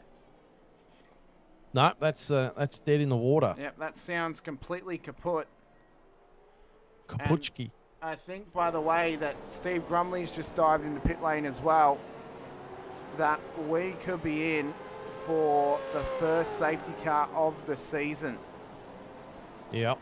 So it took us a little while to Lap get 30, there. that's not bad. Yeah, lap 30 is not bad. That's good. I think So- there was a number of incidents that happened, but there was nothing untoward to not get the cars going again. So it's been a good little stint. So crucially, the race leader, Manuel, Fisher and Co have stayed out. Now Grumley's come in. So the reason this is important is so you'll actually save a lap under the safety car. So save critical lap is lap 30. People who are pitting now could actually get home at this stage if it's their second stop. The issue is, though, your tyres are going to be very, very unhappy with you at the end of the race. You think? Because you're going to have to go 50 laps on a set of tyres. Yeah. That's not going to be a very fun time. And depending how this race goes now, if there's a second safety car before these drivers need to pit again, it's actually going to, it somewhat may actually kill this strategy dead in the water just a little bit in terms of how much pressure the driver's going to be under. So it may not kill it in the fact that, say, Steve Grumley can't win now. I think he can. But what it will do is it's going to change the pressure gauge that he's actually going to be under. If they had to take green flag stops, Steve's put himself in a position now where he'll be under less pressure, where if they pit under safety car and they're all of a sudden right up behind him again, he's going to be under big pressure because they're going to be on fresh tyres. He's going to be on much older tyres, and he's going to have to try and defend against them depending of how long when the safety car, if there is a second one called. So that's going to change it up a little bit now. That's going to put some pressure on him. It also means that he may actually have to drive the car at a slightly lower pace to try and get a little bit less fuel burn out of the car as well. Because lap 30, you need to be running around about 2.7 to 2.8 litres per lap. If he's up at around 2.85 to 2.9, he's going to have to lift it off a little bit and just save some fuel across the stint. I'll tell you what's interesting. Look at those 266 boys in the sandwich there, the Infinity Motorsport sandwich between Randall and Cesar. Well, then look behind them, 3 old mate and sons cars together, Kiddis, Oh. Friend and Buckland. Yeah. There's another 266 car of Joel Oosterwald. Then it's Synergy Wow. Sim Racing of Stephen Kokoschki, and then it's Accelerate Sim Racing in Mick Clifton. The whole top 10 at the moment is made up of 5 different teams. So that's it's a very interesting how that. It's a strong presence, isn't it? It You know, is. is this going to be a bit of the proceedings to come throughout this series? Like Randall's got to be so far. He's got to be wrapped with how he started this season. Coming off the back of probably not finishing where he wanted to in the championship, but thus far, although he has been under a bit of pressure from time to time, he's done everything he's needed to do to keep that car out in front. So he's got to be wrapped with his positioning at the moment. I think not just that. I think as well that just based on the pace he had last season, this is kind of confirming the pace that he had. Sorry, Matty Fuse just gone. I don't want to be an Infinity Sandwich. I'll say you'd be stuck there forever, wouldn't you? he is a part of the team, to be fair. So maybe You'd be stuck there forever. Yeah, I know you would. It's Infinity. Anita Buckland in the chat as well. Great to have you out there with us, Anita, watching along. So we're just getting safety cars about to get the wave around sorted as well. So there's a new wave around procedure this season where those that are a lap down or not on the lead lap, which currently lead lap's lap 31, so those that are on lap 31. Number of cars. Yep, need to go onto the left-hand side of the road. Those that are on lap 31 go to the right. And when race control calls them past, the lap or the under lap 31 runners will be able to come past, get their wave around, and then move on. So it's a way of saving time for race control because, especially in these rounds at street circuits, they can be very, very busy. going through incidents. This will save them a little bit of time and will allow them to actually put more focus into making sure the incidents are called correctly and they're called promptly as well. And you got to give it to the race controllers too. Like, they have got one of the toughest jobs. You know, trying to deal with all the stuff that comes in, all the call outs, and we've got that. And you know, like, drivers are frustrated and all that sort of stuff. We've got to give a bit of respect to the race controllers, because they have one tough job. It's not that they can spit out results, you know, from an incident really quickly. They need to look at it. Unless it's clear cut and what's happened. Unless it's clear cut. Like, and that's another point as well. And at this stage, drivers should know calling in your incident correctly is incredibly important as well. And I know that Brenton, from working with him as a co-commentator in the Porsche Cup Series and having conversations with him as well, he's not going to stand for very long on drivers just saying this lap and not calling in their incident correctly, as we're about to go green once again. So just, guys, do the right thing, you know. Yeah. So as we go. Randall got control of the field. Start-finish line. Safety cars in pit lane. And Shane Randall gets us green once again here out at Adelaide Street Circuit. And we run it through turn 1, 2. Good run through the first chicane for a lot of drivers. Both of those drivers, they've done well, and they run it up towards turn 4 and under brakes. Hard under brakes for them as well. Getting tyres up to proper temperature and pressures. Probably being a little bit cautious on the first couple of corners, just to get the feel back in the car. I'm saying what Damon actually attacked. Actually, Manuel's... oh, no, that was the way it was, sorry. Manuel actually attacked Randall. No, was Manuel in front? He was, sorry. But Manuel... Phil was behind when the safety car was called. Shane had come out of pit lane ahead of him. Yeah. Sorry. But Manuel actually had a fair run at Randall in that first couple of corners. Damon looking on the inside there. I don't know why he's pulled out there. It's obviously just protecting that line, but he's run a little bit wide there too. So it says he's got a full car again. So he's going to be hot to sort of try and make up the position here too. So we'll see how this pans out for Cesar. Yeah, he'll be one to watch. Will the season 24 champion of Split 2, who won it on the final day out at Okayama that season against Brad Doble. What was an all-time championship fight 2 seasons ago. And I think this season, looking at the list of talent that we have in the Split 2 field, looking at the calendar we've got as well, it is all-time. It is fireworks bonanza. It is main event level for this season, as Damon is still having the internet gremlins that have plagued him for seasons upon season. And Cesar would love it and would relish in it if Damon were to get booted back to pit lane for a ping flag, because it would give him a podium position. Nothing against Damon. It would give him a podium position and would help him fight Phil Manuel and try and get his team a 1-2 finish tonight in Adelaide. Yeah. Now, Alex Kiddis has actually got the fastest lap of the race at a 21.731. So that is now no longer Shane Randall's at this point. Of course, we know that Alex has got good pace and proved that last season in his qualifying acumen. He never took a race win last season, so that's still a chip on his shoulder that he'll be hoping to knock off here in season 26. He's still very young in his Vets career. I don't even think he's hit 50 race starts just yet. He hasn't actually. He's only on 39. This is his 40th race start tonight. So he's still very young. Feeling his feet. In the grand scheme of Vets, he's still very young in the series. Of course, the 2 lowest drivers in terms of race starts in Split 2 this season, Josh Smith, who's not racing tonight, and Stephen Kokoschke. Well, they're on 0 leading into tonight. Stephen's now on 1 race start, and it's Luke Powell on 15. Michael Jones makes his 26th race start this evening. Ron Allen makes his 29th, as well as Ben Brook too. Manuel made his 30th here tonight, and Joel Oostervold made his 35th race start as well. So there's a lot of young guns. There's a lot of drivers who you could maybe consider as still rookies or in the Vets landscape of things. Them young whippersnappers, but then you got other drivers in the Split as well who've got a multitude of starts. There are 5 drivers in Split 2 who are over 200 race starts into their Vets career.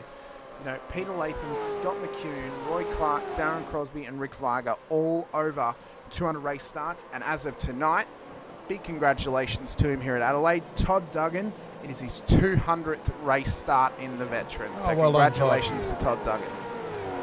You old bastard, you. Other drivers that'll hit their 200th this season as well. Scott Weston, Michael Quain, they're within reach. 195 currently, or now 196 for Scott Weston.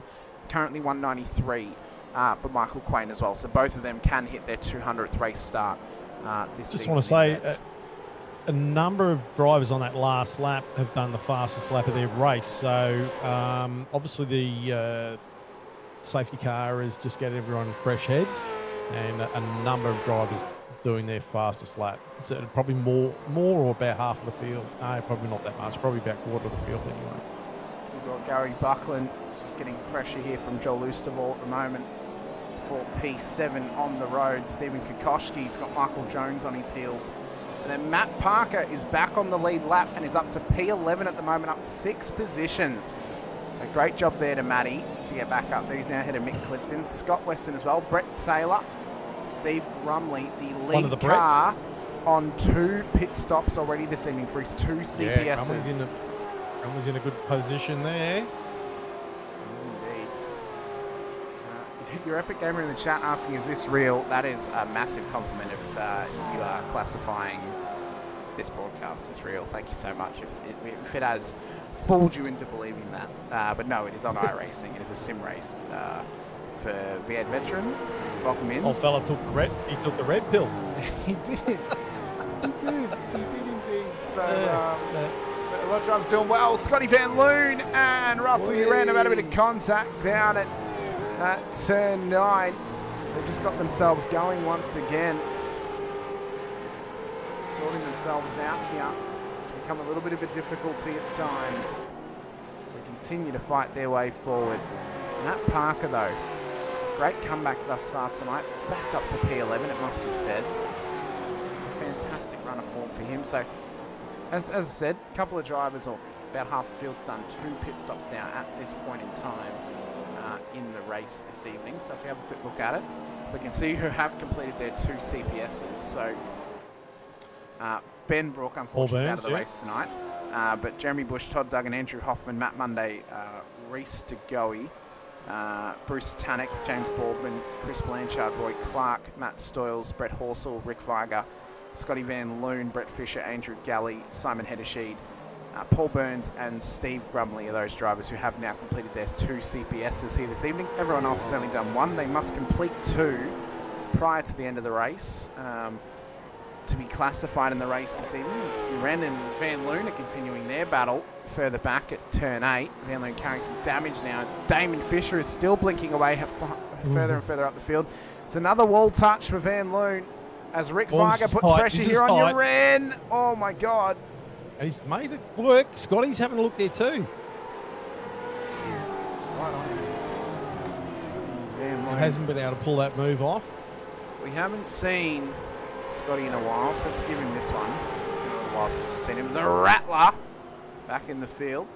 It's great to have him out there. It's been an up and down run. Of course, notably got a race win at the start of 2025 out at the Nürburgring Nordschleife. Back in season 22 of the V8 Veterans. That was a historic season as well. Most race wins ever by a champion in Logan Barnett with 7 race wins in a single season. But who will be the first race winner in season 26? Could it be Shane Randall? Could it be Phil Manuel? Could it be Damon Fisher, Hilal Cesar, Alex Kiddis? Or could it be Steve Grumley, who does not need to pit to get home from this point, but will have absolutely fire-roasted and smoked tyres by the end of proceedings here tonight at Adelaide? He'll be one to watch. If he's His tyres will look like old mates off the world's fastest Indian. He will. Yeah, he will indeed. By the end of this race. For Pat Munro, of course, from Invercargill in New Zealand.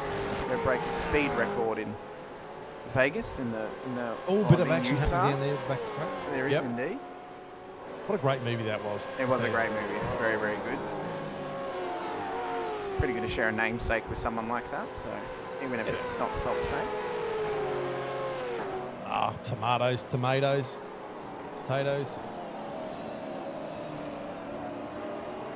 Still a lot of battles going up and down this field. Van Loon just getting past Brett Horsell and back again. I know Van Loon's in pits. So he's now back into pit lane is Scott Van Loon, and I think that might be his race over. I think he has actually done something. Unfortunately, maybe injured himself, or no, he's actually just got a drive-through. I'm lying. He's not out just yet. But he is struggling in that car with something. I'm not 100% sure what it is, but it is becoming difficult for him. So the top three is starting to break away now. Kiddis has just gotten past Halil Cesar.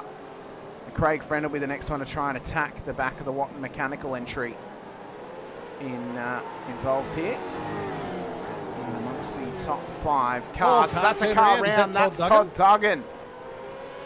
And that car has got big damage, and I think he's waiting to rejoin the circuit. He is. You can see he's trying to move the wheel, so the car's still running, but he's just having to wait. And of course, it's a blind corner. He can't see when anyone's coming, so he'll be keeping an eagle eye onto the relative, just to see when he can come back on track. Wow. Not easy either, you know. To go. Here we go. SLS drivers are tyre whisperers. Well, you're going to need, I think you're going to need a megaphone to wake the tyres up at the end of the race, Reese. If Steve is going to tyre shaggers. Yeah, I don't know, but Steve's tyres are going to be a little bit worse for wear come the end of the race, quite possibly after 50 laps. As Matt Monday's had another incident, and he's just gone wide at turn 9, so he's gotten himself going once again. He's let Andrew Hoffman pass him. New colours on the SCR machine. Yeah, the buns down the side. They've been through a couple of livery changes since, of course, Mr. Caperonis joined the team with Chubby Buns. They ran the old livery at the end of last season, or throughout last season, the white, black and pink attack. Previously, they've run the neon yellow kangaroo as well on the side of the car. Now they're onto a black base with red and white as the colourway. So we know there'll probably be a couple of more new liveries to come into the new year as well. Some teams like to wait until we get to the new year for them to change their liveries. That's fine as well. Now in Infinity Motorsports, we like to keep our liveries for 2 seasons and then we make our change. Just to spice it up a little bit and change it up. But not everyone's about that. Sometimes drivers will change their liveries every season. Some drivers will change it every few races. Madmen they absolutely are, Brett, for doing that. But, crazy. 2 seasons is my bare minimum. Some painters actually say no new paint for your team this year, and then all of a sudden new paints. Yeah, you know that happens sometimes. So Damon's behind Randall again, so he's got past Phil. Yeah. Now this is important because Damon will actually get a gain now in pit lane on the next stop. He's taken a 7-second longer stop on the first run, so he'll gain about 7 seconds on the second. So Shane's got to try and build some gap here over Damon if he can. Maybe hope that Damon tries to undercut him by pitting early, gets caught up in traffic. That might help him a little bit. But yeah, Shane will be wanting to try and push on now and just continue to build this gap.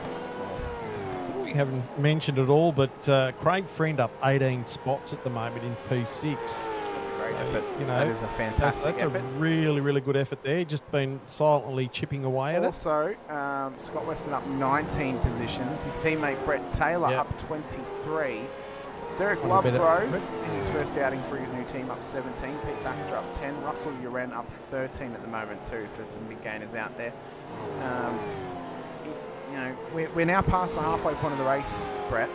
So it is now official. Shane Randall will get the bonus point for leading most laps tonight because there is no possible mathematical way for anyone to lead more than he has to this point. So he's banking those bonus points early. Be very, very helpful over the course of the season. Bonus points are very important as well as consistency. That is where the money can be made. And I think the biggest thing is as well, especially at circuits like here at Adelaide, keeping a 0x race is massive. Absolutely massive. If you can manage a 0x here, that is pretty impressive. Yep. It's huge because other drivers are going to give up a lot of incidents. So they're going to lose the opportunity of getting those 3 bonus points.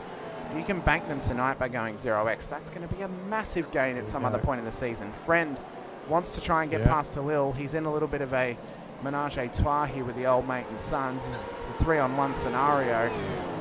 Don't often come out the other side looking as good as you did when you went in. So he'll Not that that's the tactics of old mate and sons, but when it's 3 versus 1, it's a very big uphill battle for you to try and beat them. Gary getting pretty close to friend, making friends with friend. Are you making acquaintances you look with like friend? you're making acquaintance, yeah. Just opening up his friends list. He's dropped a bit back off there, but yeah, he looked very racy in those last couple of turns. Oh, is there a car? No, we're all clear no, there, we're but all someone clear. looked like they've just gone through the gravel pit, so that must have had a bit of a whoopsie. Going through 1 and 2. Easy to do. Oh, rhymed. Your poet didn't even know it, Brett. Oh, unbelievable. I am talented. You're in pits. Yep, Uren has come in, so second pit stop for this race for Russell.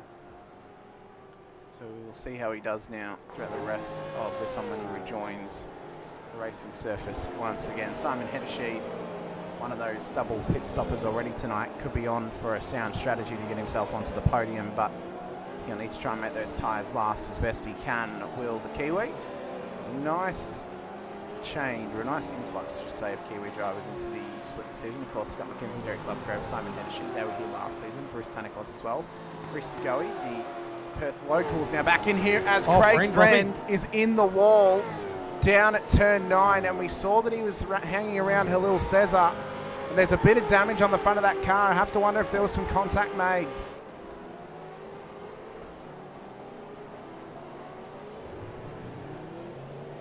That's big. That's big in this race for Craig Friend and for Halil. That could see him with a drive-through if it's found to be his fault. We'll have to look at it post-race and the post-race highlights package. We only just mentioned Friend a couple of laps ago, if that, and so that's unfortunate there. We're going to see the highlights reel at the end of the show tonight. We will indeed. Yes. I got the graphic made up and everything. I did it this afternoon. Awesome, because I do like that. It's good because you don't see all the things that happen. You see, no, and I'll have to just scroll catch through up on and it and find see. all You know, I'll have to scroll through and find all the crashes as well.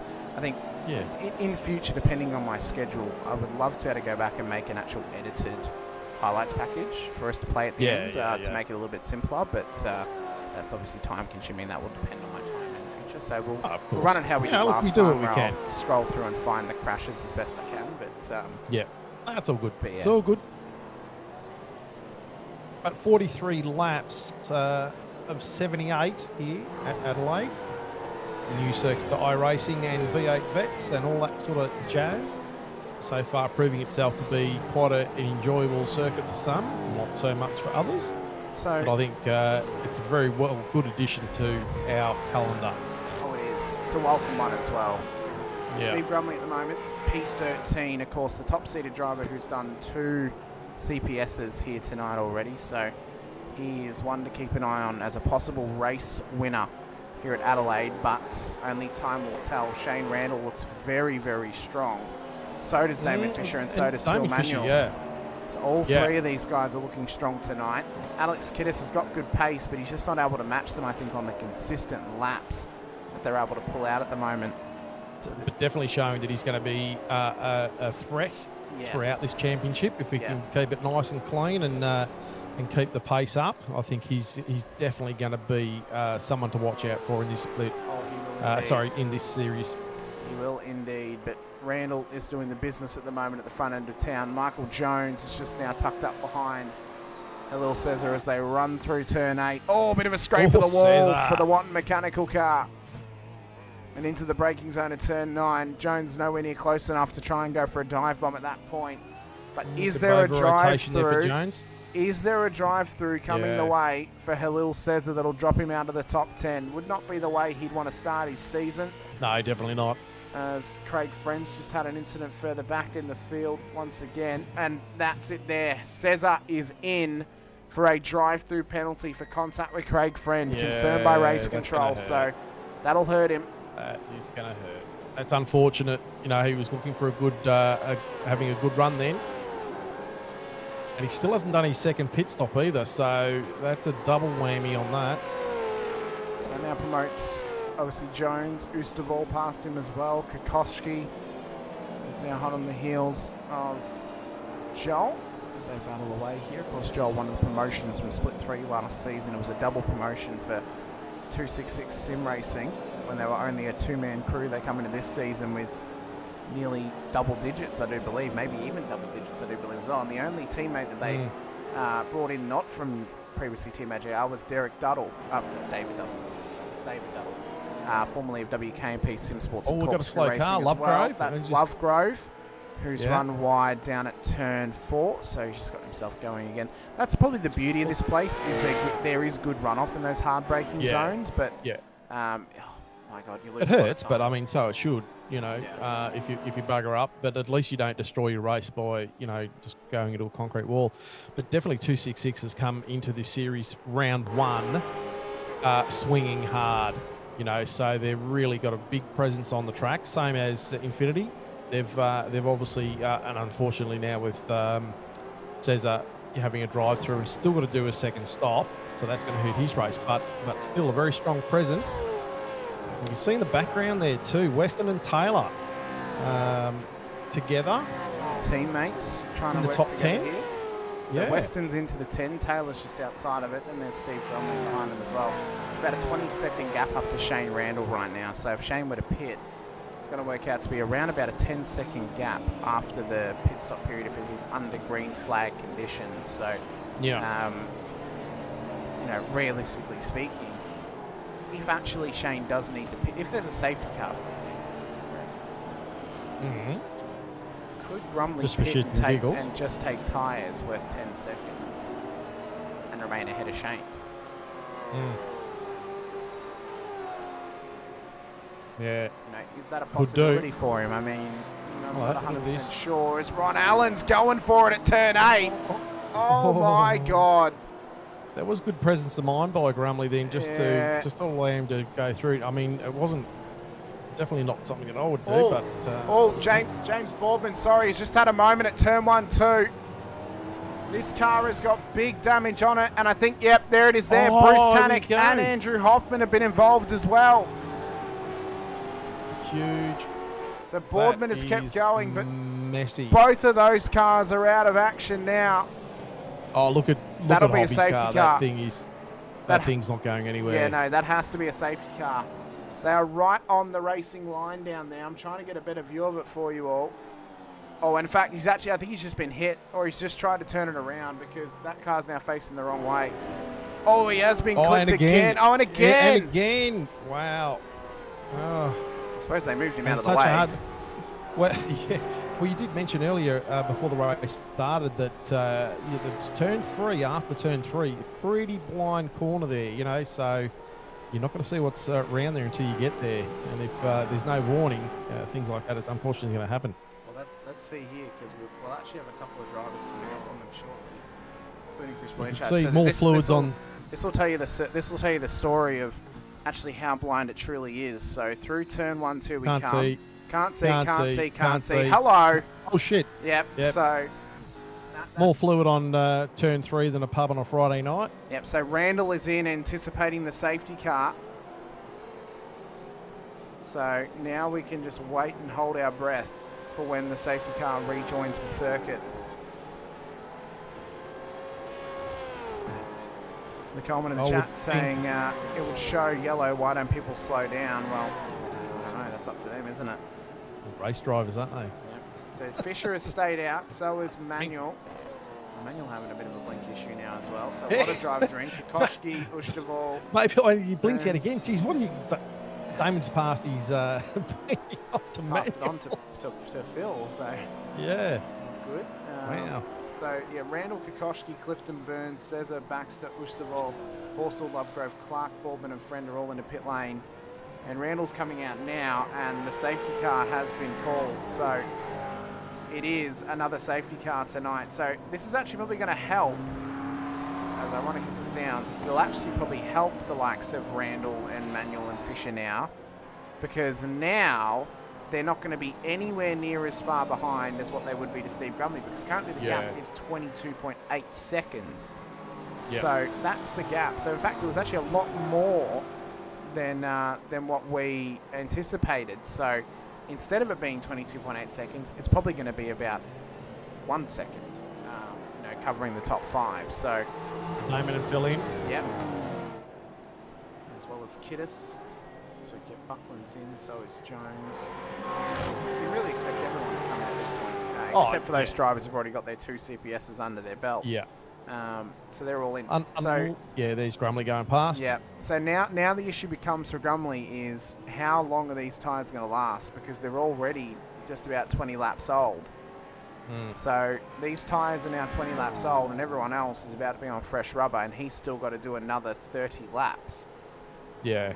It is an intriguing scenario. It's an interesting scenario once again, and it's one that is going to open up the book of discussions for what is going to happen throughout the end of this race. There's still plenty of action to come your way here, though, from Adelaide Street Circuit, as we're on to the 49th lap of 78 tonight. We're just on to 30 laps to go here for the Racecraft Simulations V8 Veterans action, a split 2.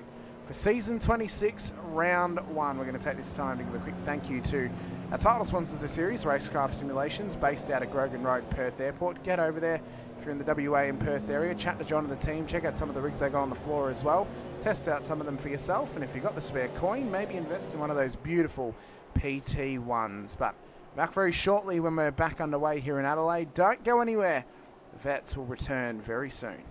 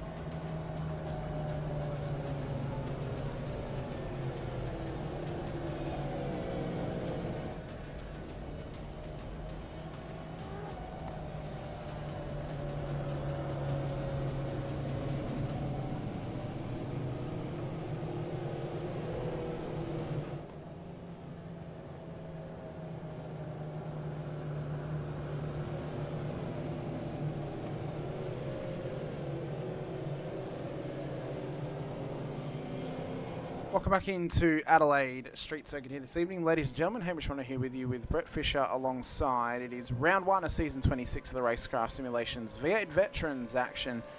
We're on lap 50 of 78, just under safety car at this stage. If you're just joining us, it's been a hellacious race thus far with fantastic racing action and 2 safety cars to this point as well. I want to take this time to give a quick thank you to the series sponsors, of course, Racecraft Simulations, the title sponsors. The series have been a title sponsors for ever since season 18 here in the Veterans. Big thank you as well to Logitech G, Parramatta Isuzu Ute, Player One Sim Gear, Nova Simsports, Südspeed gloves, LGC Images, and M1 Used Cars for providing us with the Driver of the Day award as well. Big shout out to all the broadcasters here in the Veterans, not just us here at Infinity Broadcasting, but as well to Simspeed TV for live broadcasting the Split 1 action over on their channel. You can go hit the like button, subscribe to the bell icon so you're notified whenever they go racing over there. As well to AJR Broadcasting for getting the Split 3 action up and running. 6:30 p.m. Saturday evenings, and then as well to WKP TV with John Van Ree, getting us going on Friday nights at 9 p.m. as well. Brett, we're back into Adelaide. We're back into a restart scenario as well.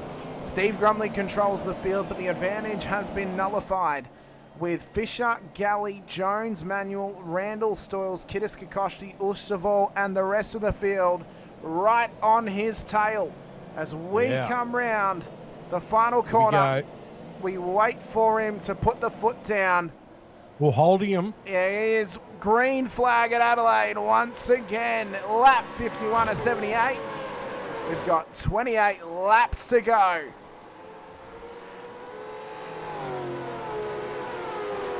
The Grumley got a great start there. Sorry, I'm eating a super duper as we go. Just had to. The freezer fell open and just seemed to fall in my hands. So Grumley getting a great little jump there. Damon going with him though too.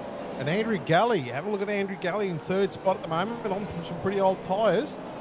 Alex Kiddis getting past Chuck, whatever his name is. My apologies. Kokoschny has just gotten the job done on him at turn 7, so he's now back through. So Grumley's under pressure here from Damon Fisher on much fresher tyres. Galley's going to get put under pressure from Jones. Manuel and Randall want to try and fight their way through as well. With Stoyles, Kokoschny, Kiddis and Ustavol inside of the top 10 as well. This is going to be an epic little battle. It's going to be an epic run to the end. 28 laps, about to be 27 when we cross the strike. Steve Grumley is on 20 lap older tyres and has to go 50 laps to the end of this race if he hopes to win this one. Wow. That's big. That's massive. Yeah. Now Randall would want to try and get past these guys as quick as he can too. He knows he's got the pace. Wouldn't want to be held up too much, but you know, with Grumley on old tyres out the front here, he's he's got 0.6 on Dame at the moment, so we'll see what he can do. They're not quite burnt up yet because not quite at obviously 30 laps into the stint as well, but once he does get out to around about 40 to 50 laps on this set. That's when it's really going to affect him, and the grip is going to be very, very low. He's going to have to feather the throttle, have every piece of car control he can possibly have, and hope and pray that the driver behind him is not going to attack him too aggressively. If they do attack him aggressively, that's when mistakes can be made, and that's also when the car can give up on you as well. So that's where the pressure really lies right now for Steve at the front end of town. Jane's also been... Sorry, mate. Oh, you're right. No, I was going to say, realistically, it's, is it time will tell? Well, we'll find out. I mean, Hedersheed would have been right up there as well. He had, come in for his second stop on 29, but he opted to come in and take tyres under the safety car. But now he's stuck battling away with Ustavol for P10. So, there's a couple of different strategies out there for some racy drivers. too. He is. He's looking real racy as Hedersheed. Is he going to be one to watch this season? He's often been touted as one of those drivers, always the bridesmaid, never the bride. He's yet to win the championship here in Split 2. He's had multiple race wins. He's definitely capable of winning the title. It's whether he can put every piece of the puzzle together and come up trumps at the end of the season. And have a look at the tree at the moment. We've got the battle of the Bretts going on. Oh, Andrew Galley. Galley dropping. He is. He's gone round. He's gone round at turn 4 as Andrew Galley. Has he cracked under the pressure? Or is it the tyres that have given way? No, I think he had help, unfortunately. Well, was it help from Michael Jones? Because he was previously behind him. And now Michael is behind both Manuel and Randall. So they've had a free kick past. And now they're able to fight up towards the podium.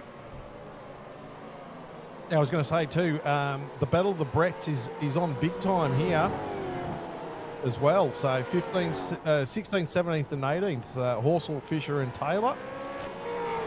Look at that, battle of the Bretts.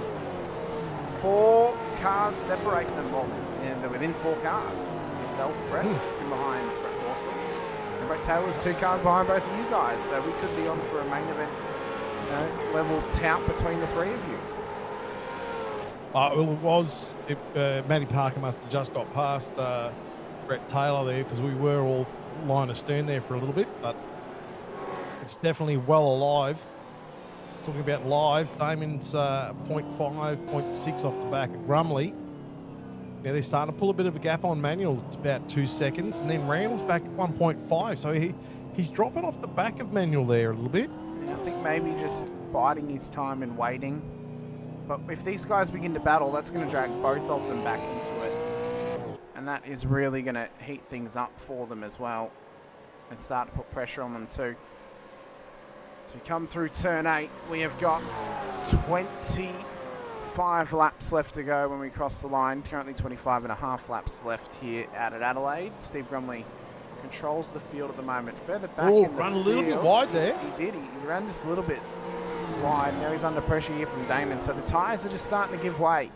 The grip is starting to affect him now. So could Damon smell blood? Is he going to be willing to go for it? And is he going to be willing to push him and try and get this car past? Michael Jones in now for a drive-through for the contact with Andrew Galley.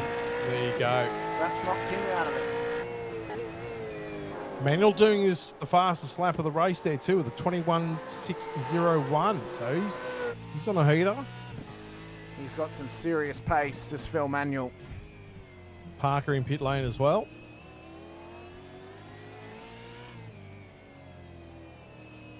Shane Randall saying Grumley did a 21.9, so they're not quite worn just yet. It's true. I mean, they're not above 30 laps old just yet, so really the tyre wear, as we said, it's not really going to start to affect him until the latter portion of this race, but we're starting to get there now. We're starting to get to the point that the tyres may begin to fall away and he may just start to struggle a little bit. But again, that could be worsened by the pressure that could be applied, as Oosterwol is getting some internet issues here. He's had a couple of blinks already. Oh, he's back. He's continuing to blink here. So top 3 are now separated by barely a whisper. Randall's back up there with him as well. So top 4 cars now are tucked up nicely with each other. There's a bit of damage on the front of Randall's car. Have to wonder if there may have been some front to rear contact with Manuel possibly at some point earlier in the lap. Yeah, I wonder whether that's going to affect the car at all either too. So, but look how close it is up front here. He's on for young and old with the closing stage. Actually, all the way up and down that the tree is some close racing. There's only about 3 or 4 gaps there of any substantial. That's not a word. We'll try that again later. Yeah. You know what I'm trying to say, people. Don't give me a hard time. Hey, back off. No, but yeah, there's a lot of close racing going there. Matt Stoyles just showing a red on his thing for a second there. Yeah, Kokoschki's just gotten by him at that stage. So I tell you what, Stephen Kokoschki's going to be one to watch this season. Yeah. He has gone for some big moves thus far tonight, and it's all paid off for him. Damon's having some blinks, so that's hurting him. Grumley trying to defend the run through 8. He knows all too well that a driver will try and do it. Ron Allen did it to him earlier on. So I suppose the question remains then, Brett, is who's going to be the one to attack him? Are they going to let Damon continue it, or is Phil going to get a chance? Because I think at the moment Damon's not willing to go for it. Phil may be willing to try and send it on him and get past. Yeah. Well, maybe, I don't know. Well, Phil's just dropped back a little bit there. Maybe he's just sort of pulled out of it for a second. Damon's right at 0.3, 0.4 on the back of Grumley there. But isn't, just for the lineup for the rest of the season, having Manuel and Fisher up the top end of this at the moment, that's going to prove to be quite formidable. You think as about well as Ostwell being there as well. You think about the top end combinations in terms of top end duos. I mean, you got the likes of Grumley and DeGoey together, Fisher and Manuel, Randall and Cesar, Kiddis and either Friend or Buckland, and even Michael Quain on his day, so whichever duo you take out of that lot. Stoyles and Weston, Ron Allen and Darren Crosby for M1, even Luke Powell, who we haven't seen in a while. Cannot forget about Luke Powell and the pace he's got in that car as well. Yeah. The top end talent in terms of partnerships and duos that we could see this season is going to be very, very strong. And it could even come down to it that we have 2 teammates battling for the championship for the first time, as Fisher wants it, but he can't quite get there. Just showing the nose now, like obviously Grumley's going to see that as well. and he's right up at 0.2, 0.3. The rest, Randall and... Grumley's right. We can't forget about Lanyon, but I will put an asterisk on that, Steve. He did one race last season, and he ended that one with -5 points. So hopefully if Steve can make some races this season, he can be a formidable force alongside you as well. The duo of Steves for SLS Racing. So is Grumley the cork in this bottle at the moment, or is it just, you know, the pace of Manuel and Randall just pushed up onto the back of these two? I think it's a combination thing. So I don't think the tyres have worn away maybe as much as we expected, but I think the advantage of the fresh tyres is what is putting pressure on him right now. So the pressure of fresh tyres on board those other cars are helping them continue to apply pressure.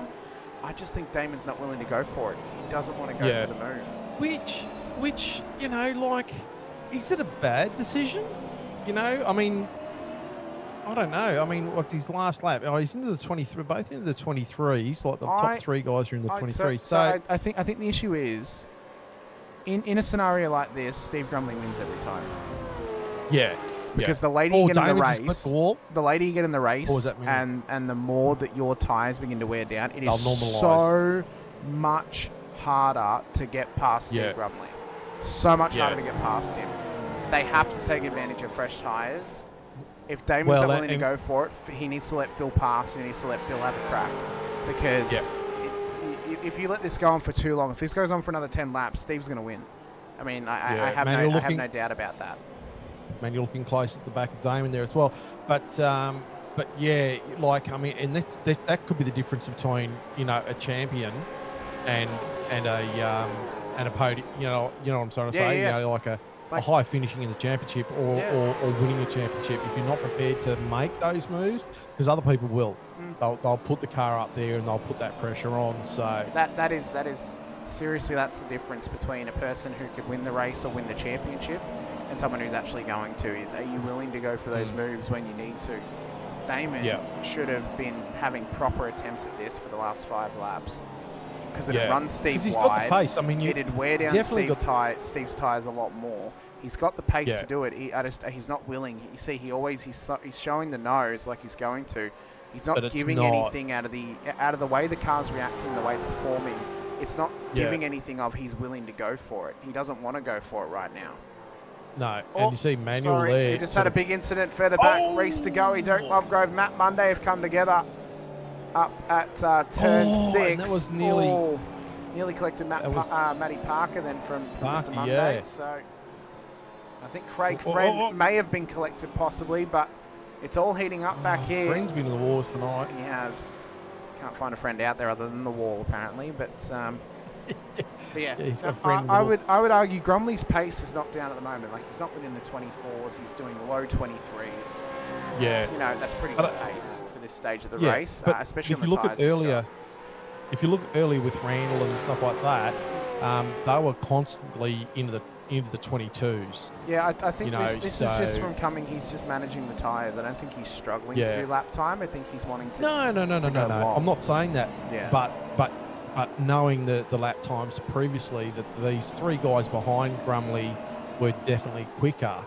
So, which is understandable. But I can hear what you're saying. You know, I think if you saw Damon have a lunge, I reckon Manuel will be there and Rand will be there to sort of try and take advantage of that as well. Well, they would. But Damon needs to come out of turn 8 on a heater and get right up.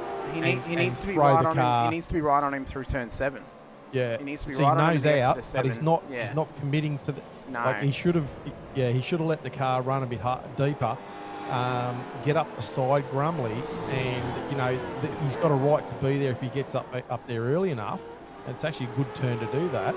And yeah, Grumley might have had to relinquish that spot because of the fact is he knows he's tyre deficit. Here we go, Bush in the bit of lap traffic there. Luke Ullman makes a good nice point though. Work, don't want to win a race, or don't need to win a race to win a championship. It's very true. We do make the claim, though, in the modern society of Split 2, you need to win at least 2 races to win the title. Kokoschki has done very well, up 9, and is starting to chase them down. He's into the 22s at the moment. Mackenzie just passed Clifton as well. Yep, so Kokoschki could chase them down. And if he chases them down, he'll be the one that'll be willing to pick them off one by one and try and go for it. So he's going to be one to watch here. But you see there, Fisher was right up on the inside at turn 6. Couldn't quite get on the inside of Grumley. Yeah. And now he's affected the run out of 7 as well. He's not going to be able to do this now at turn 9. He's going to have to wait another lap. So again, Just needs that slight level of commitment up a slight notch. Not to make it desperate, but to make it, you know, I think that's the next step for Damon is he's got the pace in the car. He just needs to have that commitment to say, you know what, I'm going to take this. I'm going to take this move, you know, and then it might start happening. Because, say, at the rate Grumley's running at the moment, each of these 3 guys behind Grumley could easily get Grumley, I think, if they were to pass Grumley. Oh, so, sorry, Chris Blanchard, Scott McKenzie, I think have just had a moment down at turn 9. That tells the story. Blanchard's into the wall, and McKenzie's on. I wonder if McKenzie went for a dive and Blanchard didn't quite realise he was on his inside. That car's got really heavy damage on it. As Uren nearly lost it there as well. Yeah. That is a struggle for them.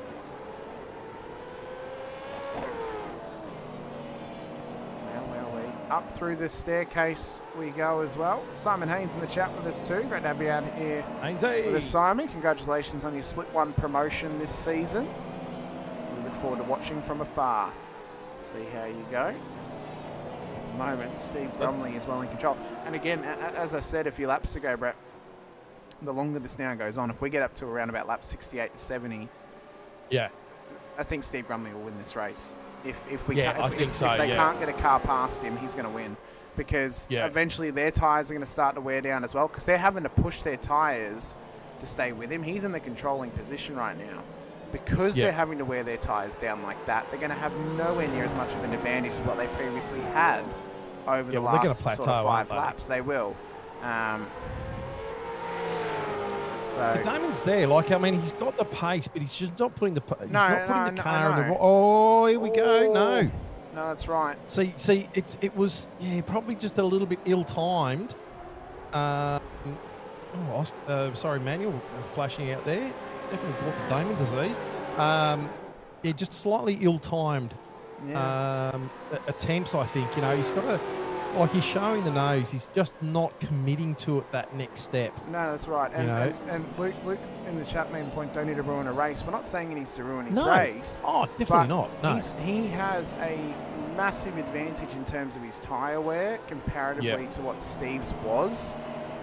Yeah. And Mr. Gamble's saying it right, multi-21. I think they've got to put Phil in Damon's position, and Phil's got to go for it, because I think Phil's going to be willing to. Right now, Damon's not willing to, but he is right on him. So has he got himself a chance? Has he got himself a chance? He's braked a little bit too early through 8. He needed to be that little bit more committed. He might come back at him now. He could. He's got a good run. Come on. He's got to get up the inside. He's backed out of it. What are you doing? That was the best chance he had. That was the opportunity he should have taken. He could have put it up there.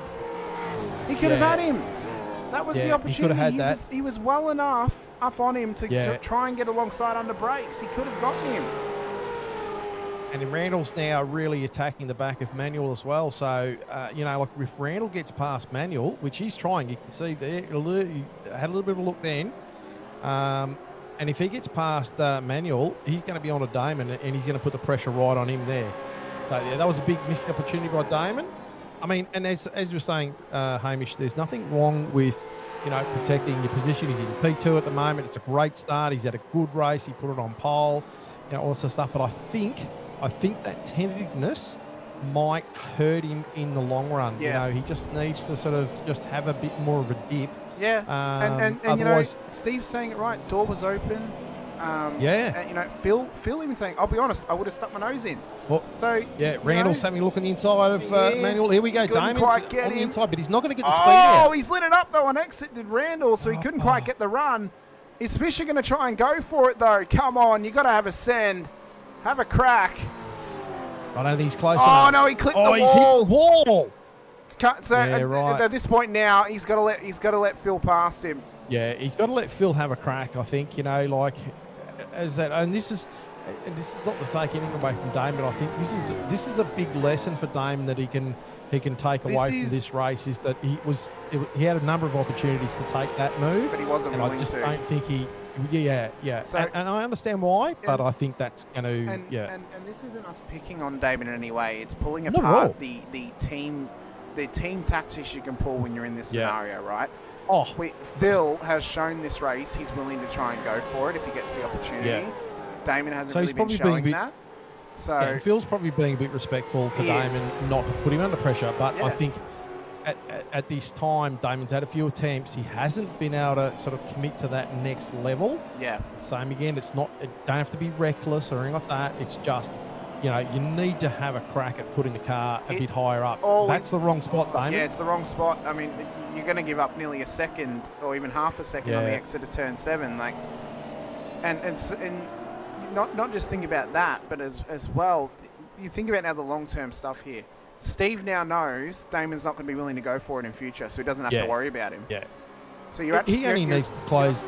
You're giving Steve a mental advantage later in the season because he knows you're not going to be willing to go for the dive. Exactly. Because now what would happen? Each of these, Randall knows what Damon's playing at. Grumley knows, even Manuel does. But I mean, he's on the same team, so it's not as bad. But any time Damon's behind Grumley, he can move over half a car, and he can just psych him out of actually having a crack. Yeah.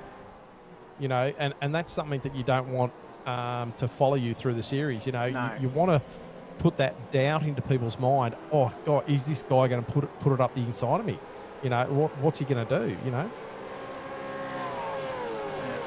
Shane and Simon agreeing that lifting off slightly early through 8 and getting the run through the corner was actually better when you're in the draft. So it's an interesting point. James Boardman has just gone wide down here, out at turn 3. So that's very wide. Yeah, or turn 4, sorry. So he's going to let the front runners through.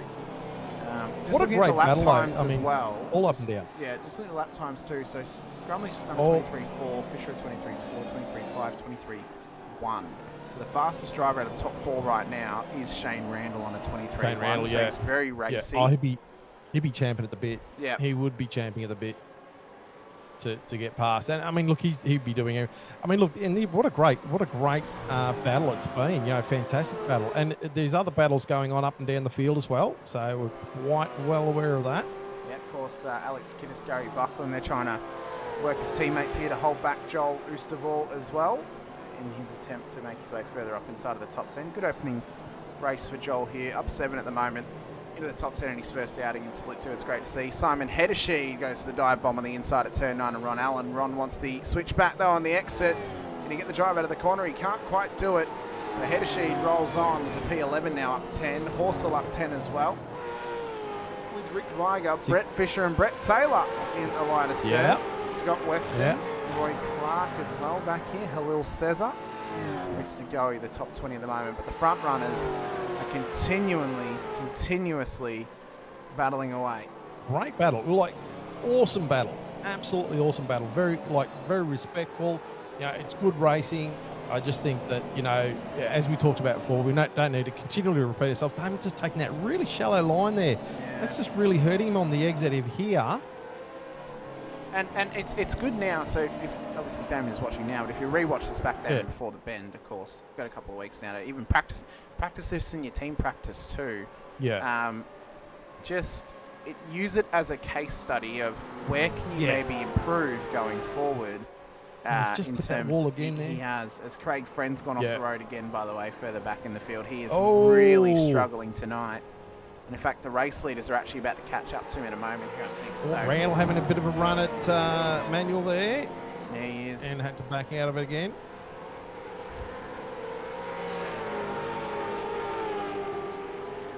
So as we continue forward, we're on to lap 67 of 78. About to be lap 68 here, so 11 laps to go. And we cross the strike once again. And at this point, it's hard to look past Steve Grumley as a race winner here. Because of the way that it's going. Solid effort. It's a very solid effort. I don't want to call it with 11 laps to go at the moment, but we did say 10 laps ago that he wins in this scenario. These are the races that he wins, and this is how he pulls it off normally. So he's done a very good job. It's typical Steve Grumley stuff, and it works for him. It's worked out well for him here tonight. Definitely, yeah.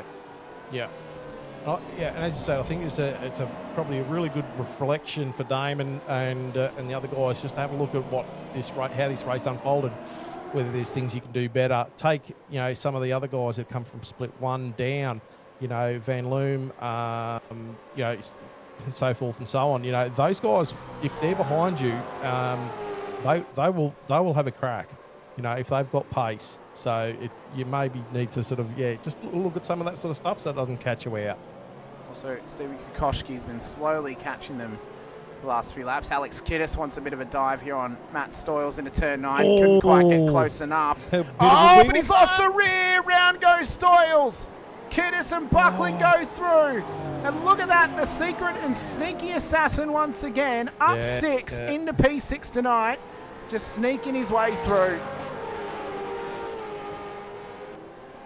Yeah, Stoyles falling down the list. There's a yellow flag here at turn 1, so there's a car that's been off the road down here. I'm not sure who it is.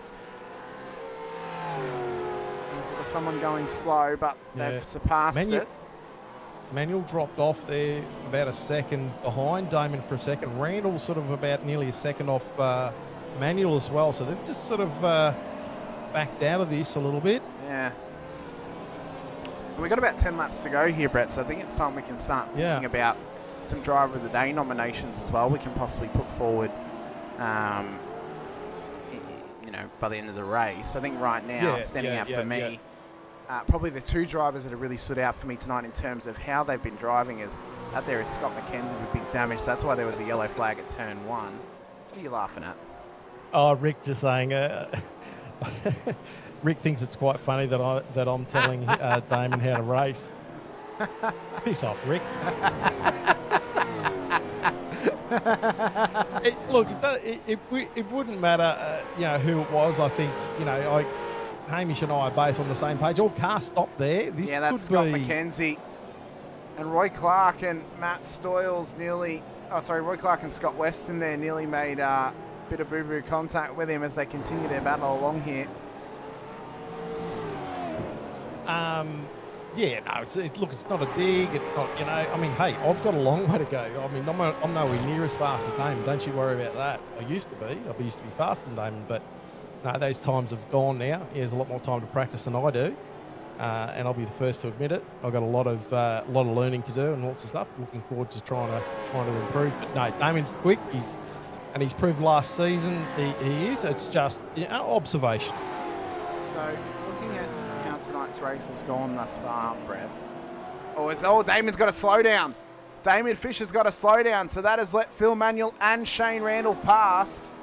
Has he got to slow down? He has. He's got to slow down. He had to pull over and serve the slowdown. Wow. That has taken him out of the fight for the podium.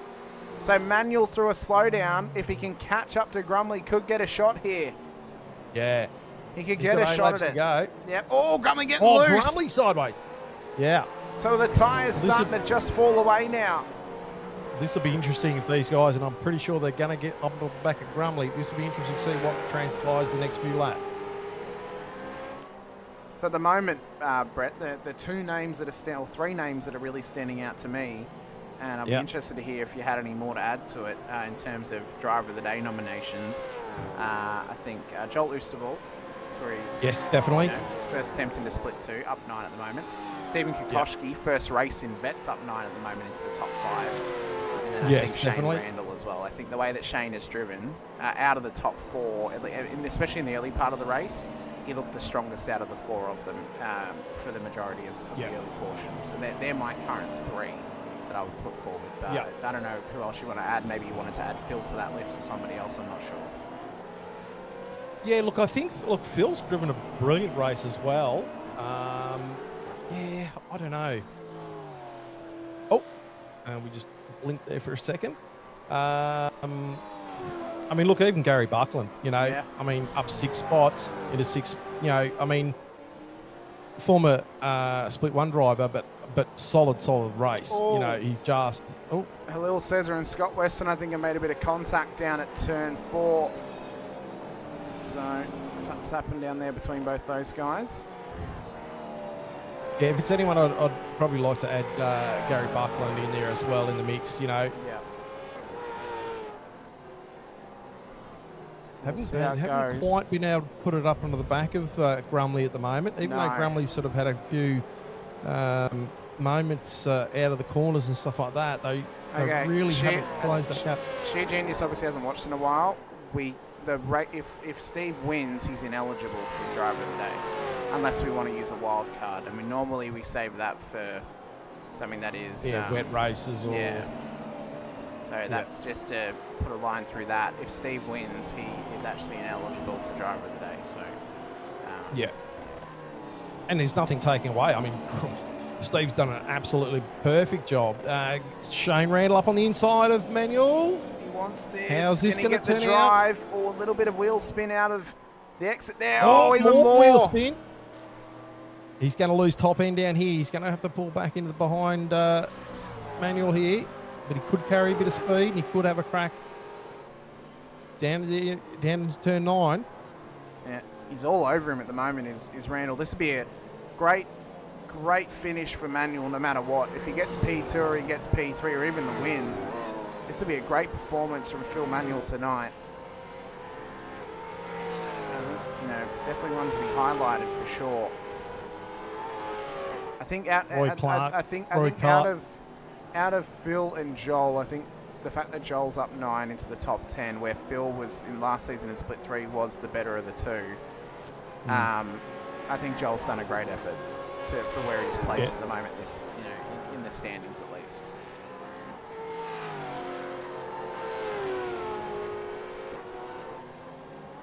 As we roll on through, we've got 6 laps to go. Randall wants to move. Randall having another look, a bit of a lock. Oh, up So he's through had back turn out of the 4. end. So you can see Randall really wanting this, but he's actually suffering for it a bit, I think, too. He is. So he's probably going to put a bit of heat into that tyre. That's going to allow Dame to come back up on him too. He looks so racy tonight, doesn't he? Like it's almost a different Shane than what we saw last season. Now he had glimpses last season of this, but this is like he's driving almost completely different. There's a fire under him, it seems. It's a bit more poised. More poised, I think, And I think the confidence of the first half of the race, putting the car out in front for such a long time, lots of stuff, and actually being able to hold it off there has done him the world of good. So it's given him the confidence, but just not being able to complete the pass now. He's going to bring Damon right back into it. And whether Damon's going to put him under any pressure. And we see... Ron Allen! Lap traffic, Ron Allen just drifted it through turn 11 into the grass. A wild ride for Ron. Let's start calling him DK. Oh, that's a rejoin. That's certainly a rejoin. Oh, my God. That's been the story of the night, is some of the rejoins we've seen. It'll be something that'll want to be tightened up and just fixed up before Shell V-Power Motorsports Park in 2 weeks' time. So Grumley has actually He's run away now. broken the chain off Manuel. Now he's 3 seconds out. So this is his to lose. This is kind of what we were alluding to, where we felt that Phil probably should have had an attempt earlier on, because now Manuel that he's caught went up sideways out of that he's corner, blinking. and Randall, he's blinking. Yeah, So- I don't. There's not a world now where Steve can lose this at this point. Because not with the experience he carries and lots of stuff. Experience in these scenarios, Steve is often the one that comes out on top. And I think there's a few reasons, that obviously he's been able to run at this point. But I think there are reasons that drivers and teams can learn from to apply in future, and that's the basis of the. Not necessarily criticism, but the comments that we're making. It's not criticism. Yeah. No. Yeah, exactly. Yeah. I mean, we won't calling it as we see it. Exactly. We're not perfect. We're not perfect. No, I'm certainly not. No. Oh, definitely. But I mean, what's really good to be interesting to see. So 75 of 78. These guys are still. This is not over here yet, and this has been one sensational battle. I need to show this off, Brett, because the Battle of the Bretts is on. Oh, it is on big time here. Yourself and Taylor all together. Yep. How exciting! Oh, hey! Hell, that's easy on there, Fisher. Let's get Rick Viger to legally change his name to Brett Viger here. Come on, 4 Bretts. I just wanted to show it off for a moment. I was keen as mustard. I was in the middle of a Brett sandwich, and I knew that this. I mean, how good is it? the circuit of Brett's being fought out here once again. How good is this? It's great to see all three of you battling away. It was one of our narratives of last season. It looks to continue now into season 26. Oh, something's happened to Damon too. He's dropped down to 5 seconds off the back of Randall. I think he had another slowdown. He's had another slowdown, I think. So now he's under pressure here from Stephen Kokoschki. As well, we've seen from the Synergy Sim Racing driver, he has been on fire tonight in terms of going for moves and racing really, really well. I think in terms of drivers that have looked confident around here in how they've been driving tonight, Steve Kokoschki and Shane Randall have probably been the two most confident we've seen outside of obviously the race leader at the moment, Steve Grumley. And then I think for sneaky uprisers, Gary Buckle and Joel Oosterwolde, I mean, both those guys have done a great job just to sneak their way forward and get themselves into the top 10. It's been an impeccable drive for both those guys. I'm pretty well locked into those four when we put them forward at the end of the race, barring something happening. But all four of them are driven.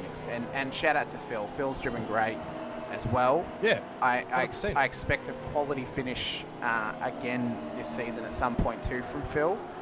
He just, I don't know, he didn't quite seem 100% comfortable in the car tonight at times, and I think that's where the difference maker's been between him and Shane. And I think the fact that Shane led early and led the most laps of the race, that's a pretty important factor.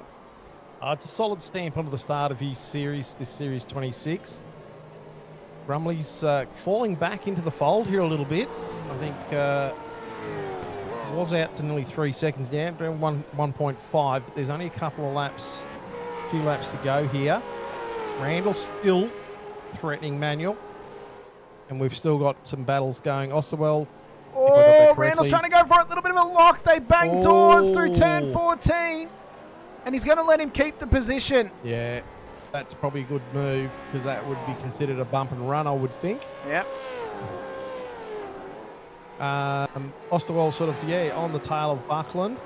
Kiddis actually in 8th spot at the moment, having a reasonable sort of run. So that's great to see him in the top 10. Clifton having a good run as well. So's Heddersheet up 11 into P10 tonight too. Yeah, solid effort. And especially Heddersheet was in the wars a fair bit tonight. So he's fought well. Yeah, he's going to be one to watch out throughout the series. Will Cesar as well, even with the drive-through. P16 at the moment. It's a fair effort. Roy Clark as well. Somehow hasn't written the car off tonight. He's up 18 into P15. Russell Uren as well, up 17 into P20 as well. Matt Stewart's up 15. Lovegrove up 14. Weston up 14. Taylor up 22. Selfred up 13. Horsel up 11. Some big gainers out there tonight. So we've got 1 lap to go. It'll be white flag when we cross the strike, and we will bid adieu to Adelaide for this season. What a fantastic opener to the series, I think. And I agree. Grumley has put on a display here, old tyres, and held off the charge a number of times from all three competitors behind him. He's driven exceptionally well. White flag, 1 to go here at Adelaide. And if Grumley can hold together for this lap, 2 seasons in a row, he will leave the first round as the championship leader in what could be an almighty begin to a championship charge. Another little minor detail for you, Brett, as we continue along this lap. If he were to win the championship this season, Mr. Grumley would become not only another double champion, but as minor a detail as it may be out there to anyone that cares, he would become the first double champion to win where the theme of the season in terms of the colourway of the thumbnail has been the same colour. He won in season 21 when we had silver and green. This season's theme is green, so he'd be the first one to do that. Maybe that's what Grumley needs, but maybe if he pulls this off, which he looks like he's going to, Grumley's going to be 1 up on everybody else for a race win. Oh yeah, he will indeed. So he's And as much as they would have wanted it for the South Australian locals in Phil Manuel and Shane Randall, they've been pipped by an interstate man in Steve Grumley as he comes round turn 14. He'll win the first round of the season and the last race of 2025 as Steve Grumley wins it on the streets of Adelaide. with Phil Manuel just getting past and ahead of Shane Randall. Damon Fisher, Stephen Kokoschke, what a race from him. Up 9 into P5, Buckland up 6 into P6, and Oosterval up 9 into 7th position. Kiddis, Clifton and Simon Hedesheed will survive into the top 10 here this evening. And Brett Fisher getting ahead of Brett Horsell. Yes. So Brett Fisher being the better of the Bretts. Was indeed. I seen Horsell actually, he must have ran out of fuel or something because he pulled over to the side and I went past him. So, yeah, I'd be interested to find out what happened there.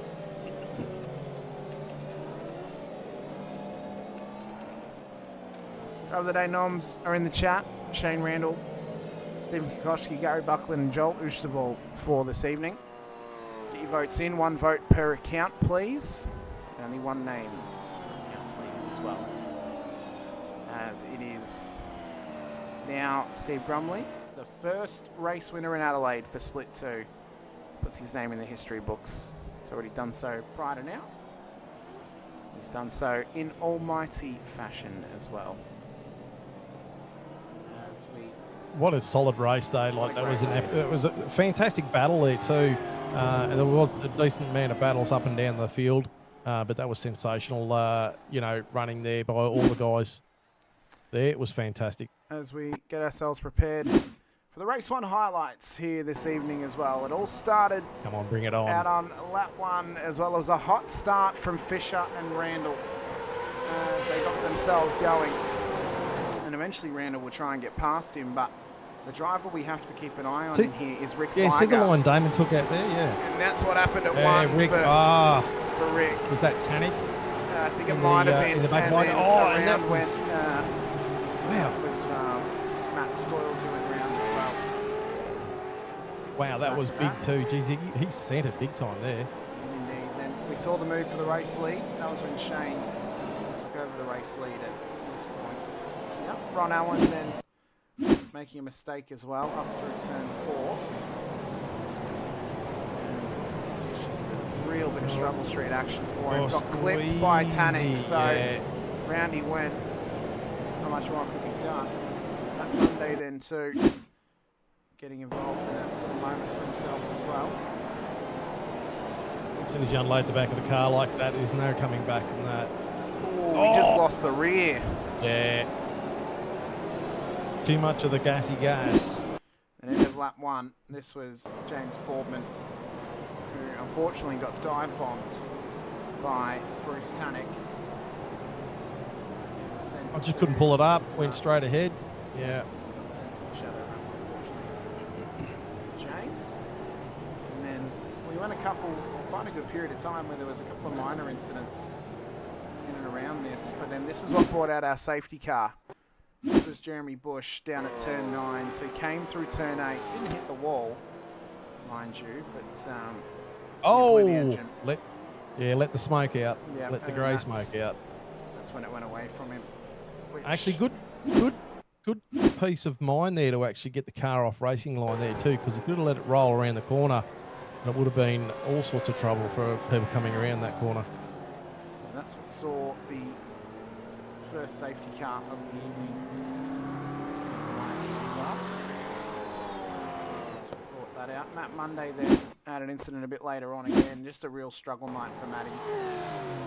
Unfortunately, it's down at turn 9 as well, where it happens.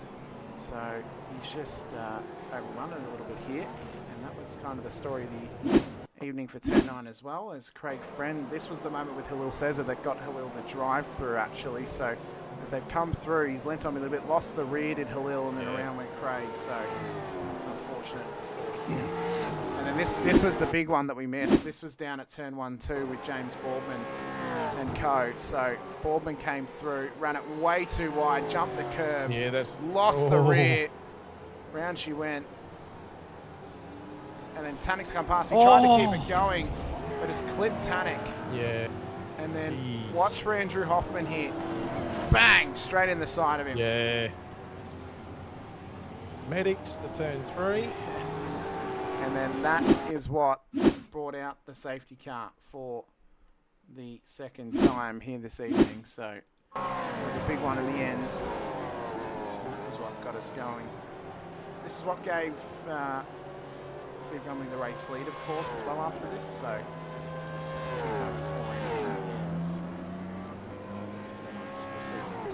realistically, what won him the race was his strategy and a fair effort as well to the very end of the proceedings.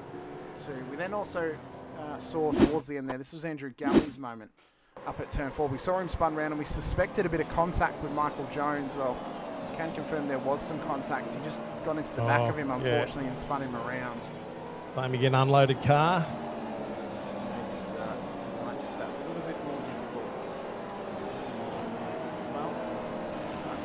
But in the end, it was a solid performance on the road, and in the end, it was a race win for Mr. Steve Grumley as well. 2 seasons in a row, he has won the first round of the season.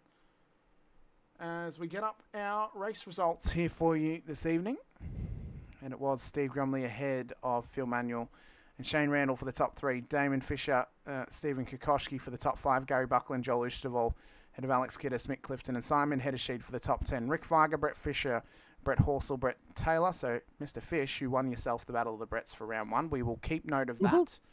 It is 1-0 for Brett Fisher in the Battle of the Bretts. Roy Clark, the top 15. Halil Cesar, Reese DeGoey, Scott Weston, Matt Stoyles, Russell Uren, then in for the top 20 cars.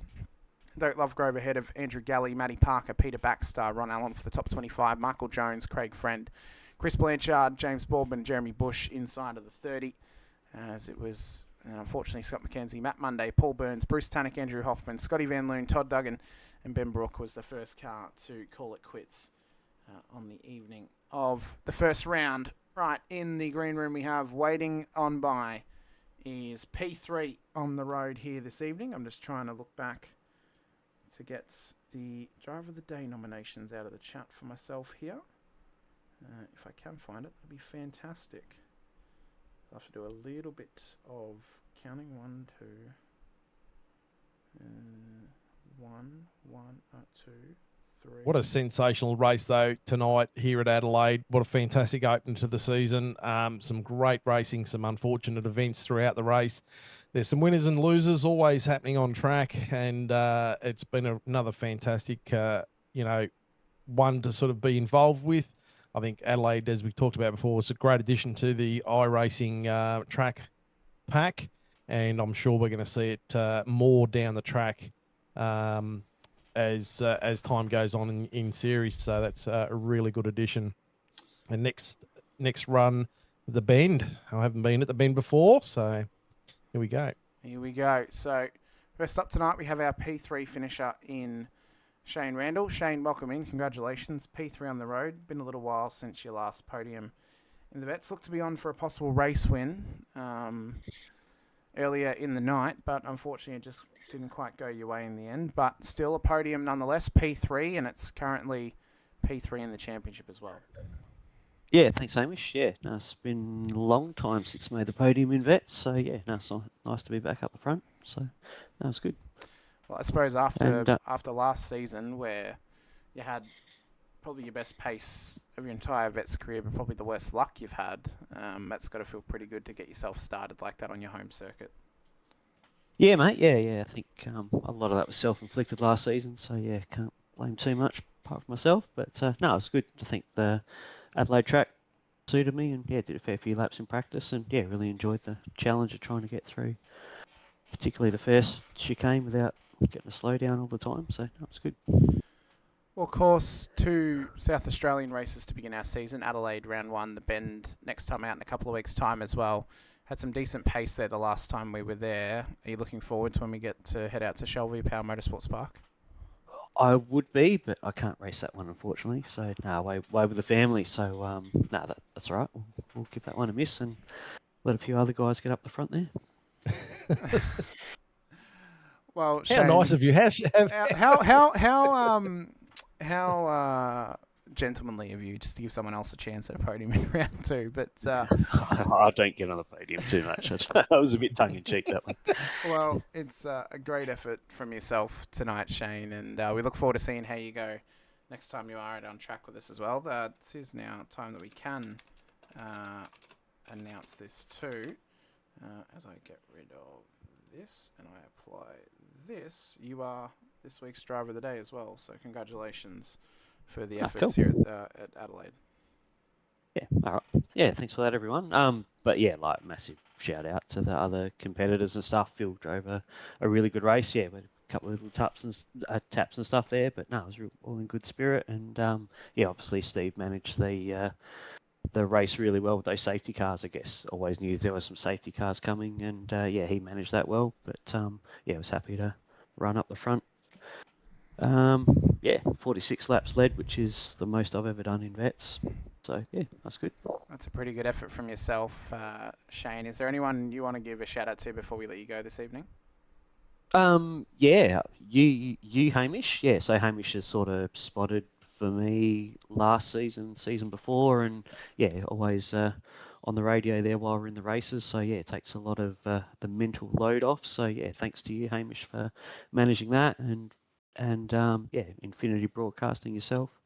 Blackheart Designs, also your company there, Hamish, and yeah, just thanks to all the vet sponsors, and yeah, Bin the Blade for Balin, and obviously everyone in Sydney doing it pretty tough this week. So yeah, thanks to everyone, and yeah, look forward to catching up in a couple of weeks. Thank you so much, Shane. Enjoy your holiday period and New Year's as well. Look forward to seeing you whenever you come back for this season too. Congratulations on the podium, and we'll see if you can get yourself another one the next time you're out on track. Cheers, Hamish. Cheers, Brett. See ya. See you, mate. I think that's pretty deserving driver of the day. We also don't want to have to burn through our wild card in round one either, as well. No, and there's look. I was watching some of the comments there, and there's nothing taken away from Steve Grumley. You know, it was a ripper effort. I mean, to do 50 laps on a set of tyres, and still sort of walk away at times, you know, is a phenomenal effort by far. But it's, yeah. There's also you won the race. There's you know? also What nine more chances that Steve can do it and win driver of the Yeah. day. Shane can't win it again now for the rest of the season. He's ineligible now. He's already won driver of the day, so he can't do it again. Next up, we have got our P3 winner, P2 finish, sorry, here tonight of 266 Sim Racing, freshly promoted up into Split 2 in the 82 Mustang. It is Phil Manuel. Phil, congratulations, P2 on the road in your Split 2 debut here tonight after coming up as the Split 3 champion of last season. Congratulations on the efforts, and well done in the streets of Adelaide at, I believe, your home circuit, so very, very well done.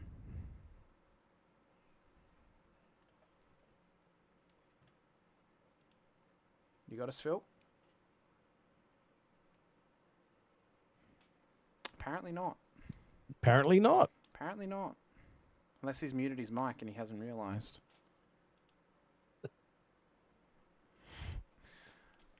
You there, Phil? Mr. Phil.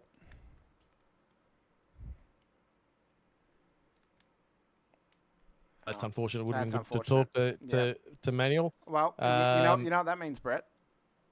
Yeah, He's got to finish on the podium again so he can talk to us later in the season. Yeah, well, that's right. Maybe he doesn't. Oh, we got him now. Hello, Phil. Hello, how you going? Sorry about that. I just had to reset my headphones. So.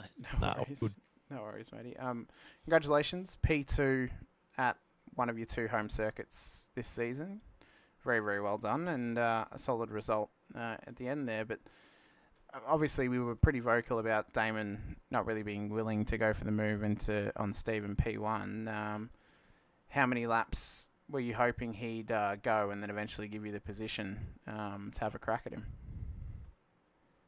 To be honest with you, I was sort of just at that point just pinching myself that I was even in a podium contention. Coming up from Split 3, I was sort of hopeful of a top 10. And then when, you know, as it sort of played out and it was all pretty close there towards the end, I was just hoping that Damon could get by, to be honest. I wasn't really thinking about him sort of moving over for me or anything like that. I was obviously getting attacked a bit by Shane as well, so that was making things a little bit difficult. But in the end, he got the slowdown, which opened the door for me a little bit. But at that point, I had Shane all over me, and I just had my hands full keeping him at bay. So yeah, unfortunately, didn't quite get up there to get the crack at him. But yeah, it is what it is, I suppose. you got to be wrapped with your first race here at Adelaide, season 26. You know, coming out of split 3 into split 2 and second on the road, you've got to be pretty excited about that. And it wasn't sort of by any chance that you were there. You drove yourself into that position, so you've got to be confident going to the next round and the further down the series to have a decent crack at this one. You reckon? Oh, hopefully. Yeah, I did a lot of laps here. I obviously coming from Adelaide, I love the track, and just really enjoyed doing laps here. So, but to be honest, yeah, absolutely thrilled to get second. It's pretty unreal to sort of come up from split 3 and be sort of up around the mark straight away, and also a pretty solid result from the team itself. To have 3 cars in the top 10 is just unreal. So definitely. I mean, 266 are going to be a formidable team just by showing tonight. As Hamish and I talked about throughout the race, that there's a number of teams that are pretty solid in split 2, but 266 having I think, where did Joel finish? It was P7, I believe, in the end. So. P7. So like three drivers in 266 in the top 10. That's an awesome start for the team. Absolutely, and with Joel, his racecraft is awesome. He just if he could get his qualifying up to gear to reflect his speed, he'll be certainly one to watch throughout the season. Now, before we let you go, Phil, obviously your team's had a massive influx of drivers this season, mainly built up, obviously, of previously your teammates from Team AJR as well. Is there any reason why you guys have been able to obviously coax a lot of drivers into the team coming into this season? That's a tough question. We certainly didn't expect it. We were sort of just the two of us there for a while, and we're sort of just leaning on each other, trying to help each other, and we started getting some pretty good results. And we sort of just had a great relationship with the guys from AJR already. And I suppose once Damon decided to come across, the dominoes just started to fall, and everyone knows how much of a help Damon is, and Luke as well. And so I suppose it was just one driver came, and then another, and then it was just sort of just opened up. And I think a lot of the guys were just looking for a bit of a change at this point.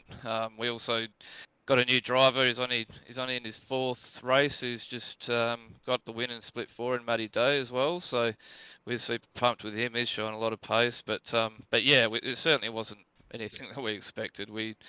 But we're absolutely thrilled to have everyone with us. There's no doubt about that. It was like a flash in the pan sort of growth period. It's almost like the team name was like the kind of oracle moment of what's going to happen. You start with 2, then it's 6, then it's another 6, and eventually you've got so many drivers. But no, I mean, it's good to see you guys. Obviously, you're now one of the bigger teams in the series as well in terms of sheer numbers of drivers as well. So I've been through that as a team owner and getting a team to that point. So congrats to you guys on being able to do that so quickly. And now you guys can focus up, and your run towards success can continue, and we'll see if you guys can try and win yourself a second championship in a row, maybe even 2 this season if Matt's done that well in split 4 in round 1. So, but congratulations, Phil, P2 on the ends, P2 in the championship as well. So it's a pretty fair effort, and congratulations on the success, and we look forward to seeing you out at Shell v Power Motorsports Park in a couple of weeks' time. Is there anyone you want to give a shout out to, Phil, before we let you go this evening? Yeah, absolutely. First of all, Chris Bleakley, who runs 19. They do liveries. As you can see, our car's looking absolutely unreal this season. So I'd like to give a shout out to him. Also Pagnin and Next Level Racing. They've come on board to help us out this season. So we're pretty happy with that. And then all the drivers that have come on board, as we've said, happy to have them all. Just a great bunch of blokes. We all help each other. So it's been a really good dynamic. You guys on the broadcast, just doing an amazing job. I was blown away tonight. I haven't watched a lot of the split 2 stuff, so yeah, you guys done a great job. And obviously the vets, the race control, everyone that does everything behind the scenes, Racecraft, all the sponsors. That'd probably be it, I think. Well, thanks so much. Come and have a chat to us, Phil. Best of luck in a few weeks' time out at the Bend. We hope you have a happy and safe holiday period, whatever it is you may be celebrating, and we hope you have a happy and safe new year as well. Thanks, guys. Appreciate it. Thanks so much. Well, Brett, one down. The final one of 2025. It's my last broadcast of the year as well. The break could not have come soon enough. But what a last race to have for the year. No Brumley? Oh, no, but never went in the green room to come and have a chat to us, so no, apparently not. Oh, unfortunate. Okay. Yeah. It would have been good to have a yarn, but anyway. Yep, keep going, Hamish. Sorry. But yeah, interrupt. it's my last one for the year. So it's the last one for the vets for the year as well. So we'll be back again the beginning of 2026, of course, with round 2 to come your way out at Tailem Bend. Taking place we'll be racing on the 8th of January 2026. So the first weekend of, the second weekend of January, we'll be broadcasting on the 10th for round 2. So you guys can find that right here on the V8 Veterans channel, as well as Infinity Broadcasting as well. So be sure to hit the like button and subscribe to the bell icon too. If you are watching on the Vets channel, so you get notified whenever we go racing with the Split 4 action, Friday nights, 9 p.m. Australian Eastern Daylight Savings Time. The Split 3 action with AJ and the team at 6:30 p.m. Australian Eastern Daylight Savings Time, and then 8:30 p.m. Saturday evenings as well for the Split 2 action. Myself and Brett in the booth for that one at 8:30 p.m. Australian Eastern Daylight Savings Time. Be sure to go over and support us over at Infinity Broadcasting. Hit the like button and subscribe to the bell icon there as well, so you're notified whenever we go racing on the channel. The first race of 2026 on the channel will be January 5th. 11:50 a.m. It'll be Highside Motorsports for round 4 of their season. The same day, you're getting yourself a double header later in the night, 7:50 p.m. Australian Eastern Daylight Savings Time. The VRS Porsche Cup Series returns with round 1 of season 4, which now has a full grid of 992.2 Porsche Cup cars as we go racing at Brands Hatch. First round of the season. So you guys can catch all that action live on January 5th as well. Be sure to go support Simspeed TV, subscribe to them as well so you're notified whenever they go racing on their channel, as well with the live Split 1 action, 8:30 p.m. Australian Eastern Daylight Savings Time on Thursday nights as well.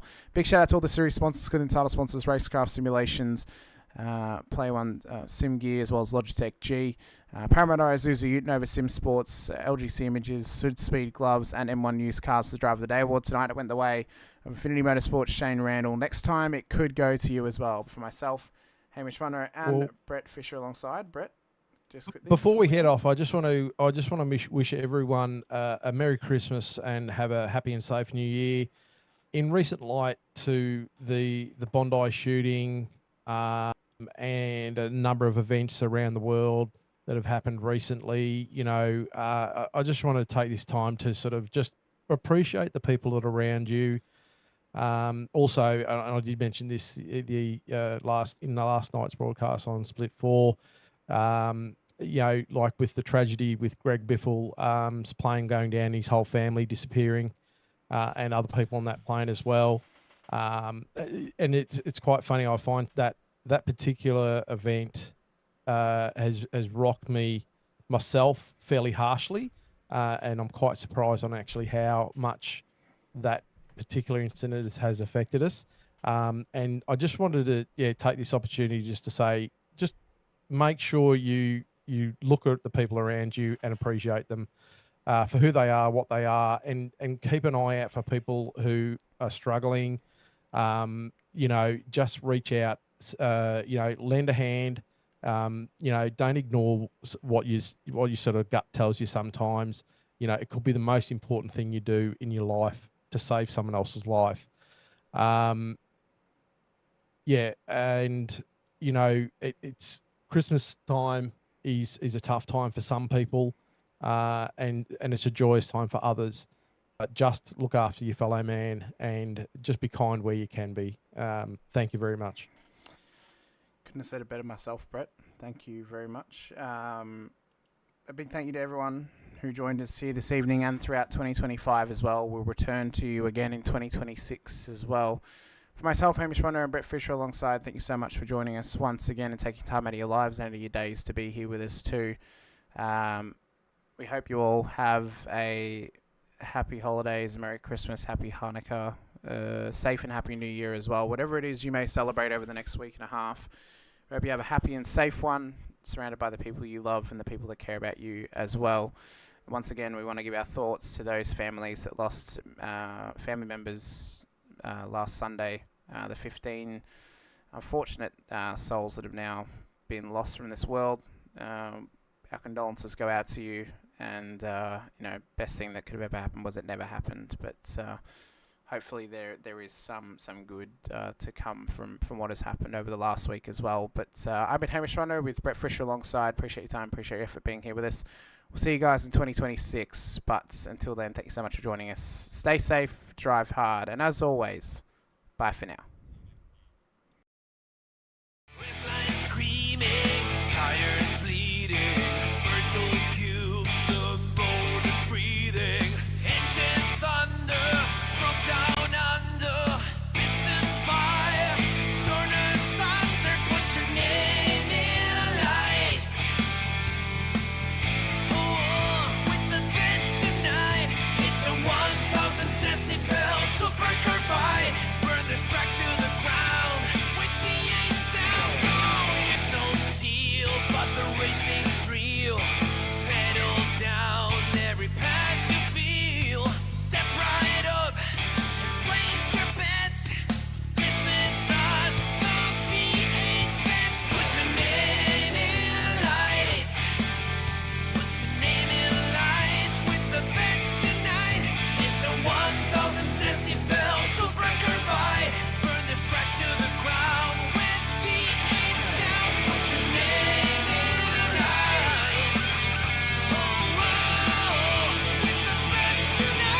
It's a 1,000 decibel super carbide. Burn this track to the ground with V8 sound. Burn this track to the ground. Come on now, put your name in lights.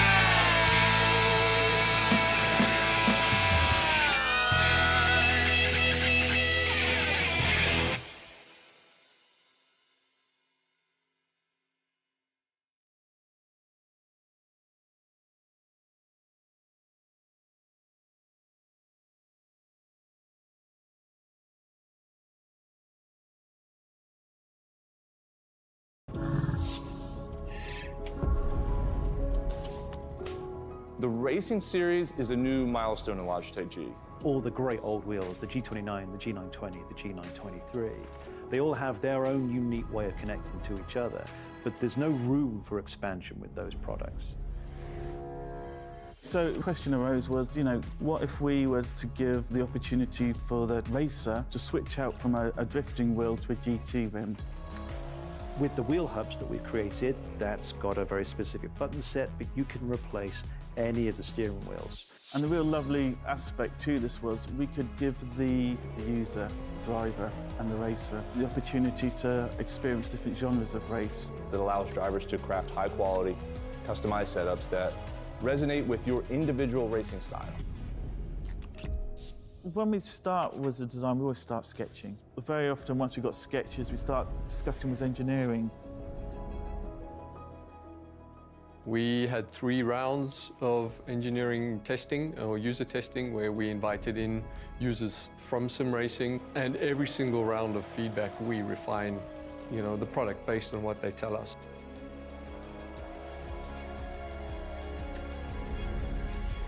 In this sim racing lab, again, we're going to use data to really analyze what a driver needs. We've used everything from eye tracking to the inputs from the pedals, the inputs from the, let's just say, input devices, the wheel and the pedals, the shifter.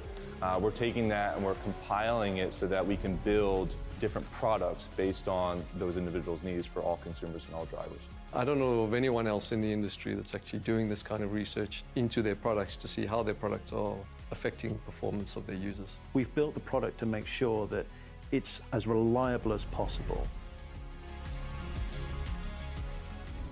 So the innovations in engineering that I'd say we're most proud of is the sequential handbrake and shifter toolless changeover. This is now a patented system, so it's really easy for the user to just switch between modes.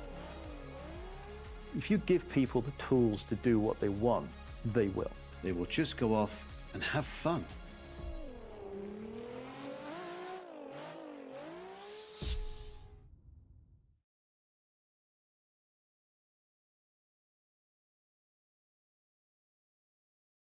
Introducing the Racekraft PT1, custom-built full chassis racing simulator.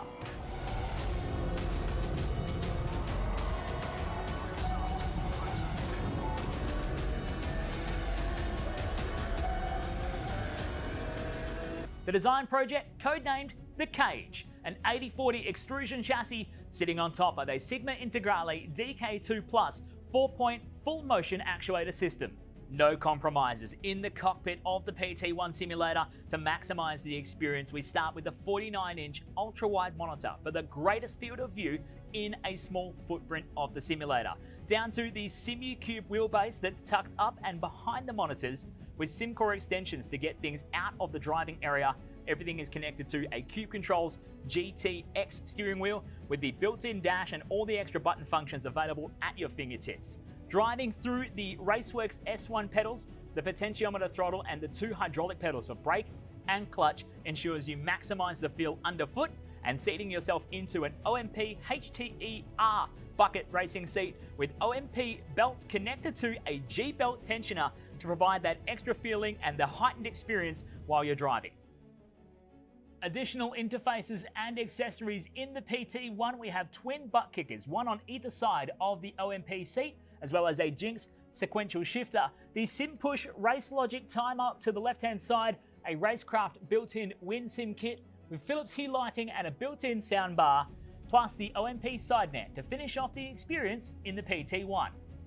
The Racecraft PT1, build number 1, the ultimate in sim racing experience, combining the best products in the market with the passionate, no compromise approach that goes beyond racing simulation.